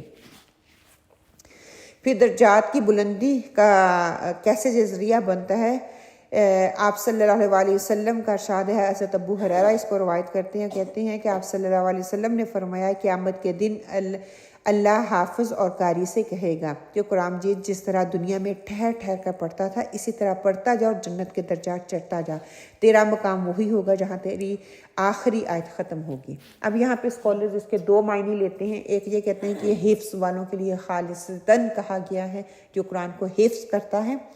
حفظ کرنے کے بعد اس کا سارا ادراک اس کے پاس ہوتا ہے، اس کا سارا علم اس کے پاس ہوتا ہے، وہ اپنے تک نہیں رکھتا، پھر دوسروں کو دیتا ہے اور اپنی زندگی کو بھی بہتر بناتا ہے، دوسروں کی زندگیوں کو بھی بہتر بناتا ہے، دوسروں کے لیے بہترین رول ماڈل وہ بنتا ہے۔ مطلب کہ قرآن کی پریکٹس کرتا ہے، پڑھتا بھی ہے، پڑھاتا بھی ہے۔ دوسری طرف یہ ہوتا ہے کہ ہاں ہم جیسے لوگ پھر کہاں جائیں، ہم لوگ پڑھ لیتے ہیں، قرآن کو حفظ کرتے ہیں، قرآن کی کچھ آیات حفظ کر لی، کچھ صورتیں حفظ کر لی ہیں، لیکن وہ ٹھہرتی نہیں ہیں، بھول جاتی ہیں۔ بچپن میں یاد کی ہوئی ہیں وہ ٹھہری ہوئی ہیں، جو بچپن میں نہیں یاد کی جو اب کرتے ہیں، دل بھی کرتا ہے، شوق بھی ہے، اور دوسری طرف یہ بھی ہے کہ شیطان ہمیں بھلوا بھی دیتا ہے، بھول جاتے ہیں، اس کی سزا بھی بہت زیادہ ہے۔ شیطان یہ نہیں کہتا کہ تم محنت کرتے جاؤ، ایٹ لیسٹ میں محنت کر رہی ہوں تو قرآن کے الفاظ کی ریپوٹیشن ہو رہی ہے، اس سے مجھے اجر مل رہا ہے۔ شیطان آپ کو کیا کہتا ہے کہ اس کو پڑھو گے تو بھول جاؤ گے، بھول جاؤ گے تو اس کا گناہ ہوگا۔ پھر ہم کیا کہتے ہیں یاد ہی نہیں کرو، کیونکہ بھول جانا ہے، تو بھول جانے کے بعد کیا ہوگا، ہمیں اس کا گناہ ہونا ہے، تو وہ محنت کرنے سے پہلے ہی آپ کو پیچھے کر دیتا ہے۔ چلیں انشاءاللہ تعالی ہم یہاں پہ اپنا سیشن جو ہے وہ اس کو مکمل کر لیتے ہیں، تو نماز کا ٹائم ہو گیا، انشاءاللہ تعالی ہم نماز بھی پڑھ لیتے ہیں، پھر سنتیں پڑھ لیں، تو پھر جماعت کے ساتھ انشاءاللہ تعالی بیفور ہم فنش کریں میں تھوڑا سا رول جو ہیں وہ آپ لوگوں کے ساتھ کرنا چاہوں گی کہ ہم یہاں پہ آ کے بیٹھتے ہیں، جب بیٹھیں گے آئیں گے تو کن کن چیزوں کا ہمیں خیال رکھنا ہے۔ سب سے پہلے انشاءاللہ تعالیٰ جتنی اہمیت دوں گی اتنا ہی میرے لیے فائدہ ہے۔ 10 منٹ لیٹ آؤں گی تو وہ ہر ایک کو میں بعد میں ڈسٹرب کرتی ہوں، پھر ڈسٹرب کرنا ہے۔ اگر آپ کو اپنی سہولت کے اپنی حساب سے چیئر کی ضرورت ہے تو اتنا ہی ارلی آنا پڑے گا تاکہ آپ کی پسند کی چیئر آپ کو مل جائے جہاں پہ آپ بیٹھنا چاہتی ہیں۔ یہ قرآن کی جب ہم بات کر رہے ہوتے ہیں نا، یہ سخت اس کے خلاف ہے کہ ہم آئیں، آ کے ہم سلام دعا بیچ میں کرنا شروع کر دیتے ہیں۔ کوئی محفل کا احترام نہیں ہے کہ اللہ کی بات ہو رہی ہے، ہم اسلام کو زیادہ اہمیت دے رہے ہوتے ہیں۔ آرام سے آئیں، جیسے جیسے چیئر لگی ہوئی ہیں پیچھے آ کے بیٹھتے جائیں تاکہ دوسروں کو ڈسٹرب نہ ہو۔ اس سے صرف دوسرے ڈسٹرب نہیں ہوتے، پھر ہم بھی ڈسٹرب ہوتے ہیں، بیٹھنے والے بھی ڈسٹرب ہوتے ہیں، اور میں بھی ڈسٹرب ہوتی ہوں۔ بات ہم جو کر رہے ہوتے ہیں نا اس سے بالکل دماغ دوسری طرف چلا جاتا ہے، یہ شیطان کی طرف سے ہے۔ آپ آرام سے آئیں، 10 منٹ 15 منٹ پہلے آئیں، آ کے اپنے نفل وغیرہ پڑھ لیں، نفل وغیرہ پڑھنے کے بعد آرام سے تسلی سے بیٹھے ہوئے ہوں جب ہماری کلاس شروع ہو۔ اور جو لوگ لیٹ آ رہے ہیں وہ آرام سے پیچھے آتے جائیں اور آ کے آرام سے بیٹھتے جائیں، ٹھیک ہے۔ جب بریک ہو تو پھر اپنی سہولت کے مطابق چیزوں کو رکھ لیں کہ اللہ کی بات سے پہلے کوئی اور بات نہیں ہے، اس بات کا ہمیں لحاظ رکھنا ہے۔ دوسرا، جب آپ آتے ہیں تو وہ دروازہ تھوڑا شور کرتا ہے تو اس کو پلیز پکڑ کے تھوڑا آرام سے سکون سے بند کر دیں، جس طرح ہم اپنے گھروں کے دروازے بند کرتے ہیں ویسے یہ بند کر دیں۔ اپنے جوتے جو ہیں ریک کے باہر نہیں، ریک رکھا ہوا ہے اس کے اوپر رکھیں۔ سلائیڈز ادھر چل رہی ہیں تو سلائیڈ کی پکچرز نہ لیں، نہ بار بار کہیں کہ ہمیں دوبارہ ریپیٹ کریں۔ ریکارڈنگ اس کی آپ کو اویلیبل ہوگی تو پلیز آپ جا کے ریکارڈنگ کو دوبارہ سن لیں، اپنے جو نوٹس رہ جاتے ہیں ان کو وہاں پہ جا کے کمپلیٹ کر لیں۔ اس طرح تصویر بنانے کا کوئی فائدہ نہیں ہے۔ آن لائن جب آپ سنیں گے اس وقت اسکرین شاٹ کرنا چاہتے ہیں، کسی کے ساتھ شیئر کرنا چاہتے ہیں، بائی آل مین آپ کو کر لیں، اس سے ڈسٹربنس ہوتی ہے۔ جب آپ تصویر بنا رہے ہوتے ہیں ایک تو وہ کلیئر بھی نہیں آئے گی، دوسرے کو اس کا فائدہ بھی نہیں ہوتا۔ کئی دفعہ ایسا لگتا ہے کہ یہ پوائنٹ بہت اچھا ہے، ہمیں کر لینا چاہیے، تو اس کا مطلب ہے 24 گھنٹے کے اندر اندر آپ اس لیسن کو دوبارہ سن لیں گے نا، اس میں آپ کا فائدہ ہے، کیونکہ آپ کے اندر بیٹھ جائے گا۔ ابھی یہاں پہ جو آپ سن رہے ہیں نا وہ پہلی دفعہ بات سن رہے ہیں، جب دوسری دفعہ ریپیٹ ہو جائے گی تو زیادہ لمبے عرصے کے لیے وہ رک جائے گی، ٹھیک ہے۔ ان چھوٹی چھوٹی چیزوں کا اگر آپ خیال رکھیں گے تو انشاءاللہ تعالیٰ آگے ہم اس چیز کو زیادہ اچھے اور بہتر طریقے سے لے کے جو ہے وہ چل سکیں گے، ٹھیک ہے نا، انشاءاللہ۔ جزاکم اللہ خیر۔ سبحانک اللہم و بحمدک، نشہد ان لا الہ الا انت ونستغفرک ونتوب الیک۔ وقولوا قولی ھذا واستغفر اللہ لی ولکم، آمین۔ السلام علیکم ورحمۃ اللہ وبرکاتہ۔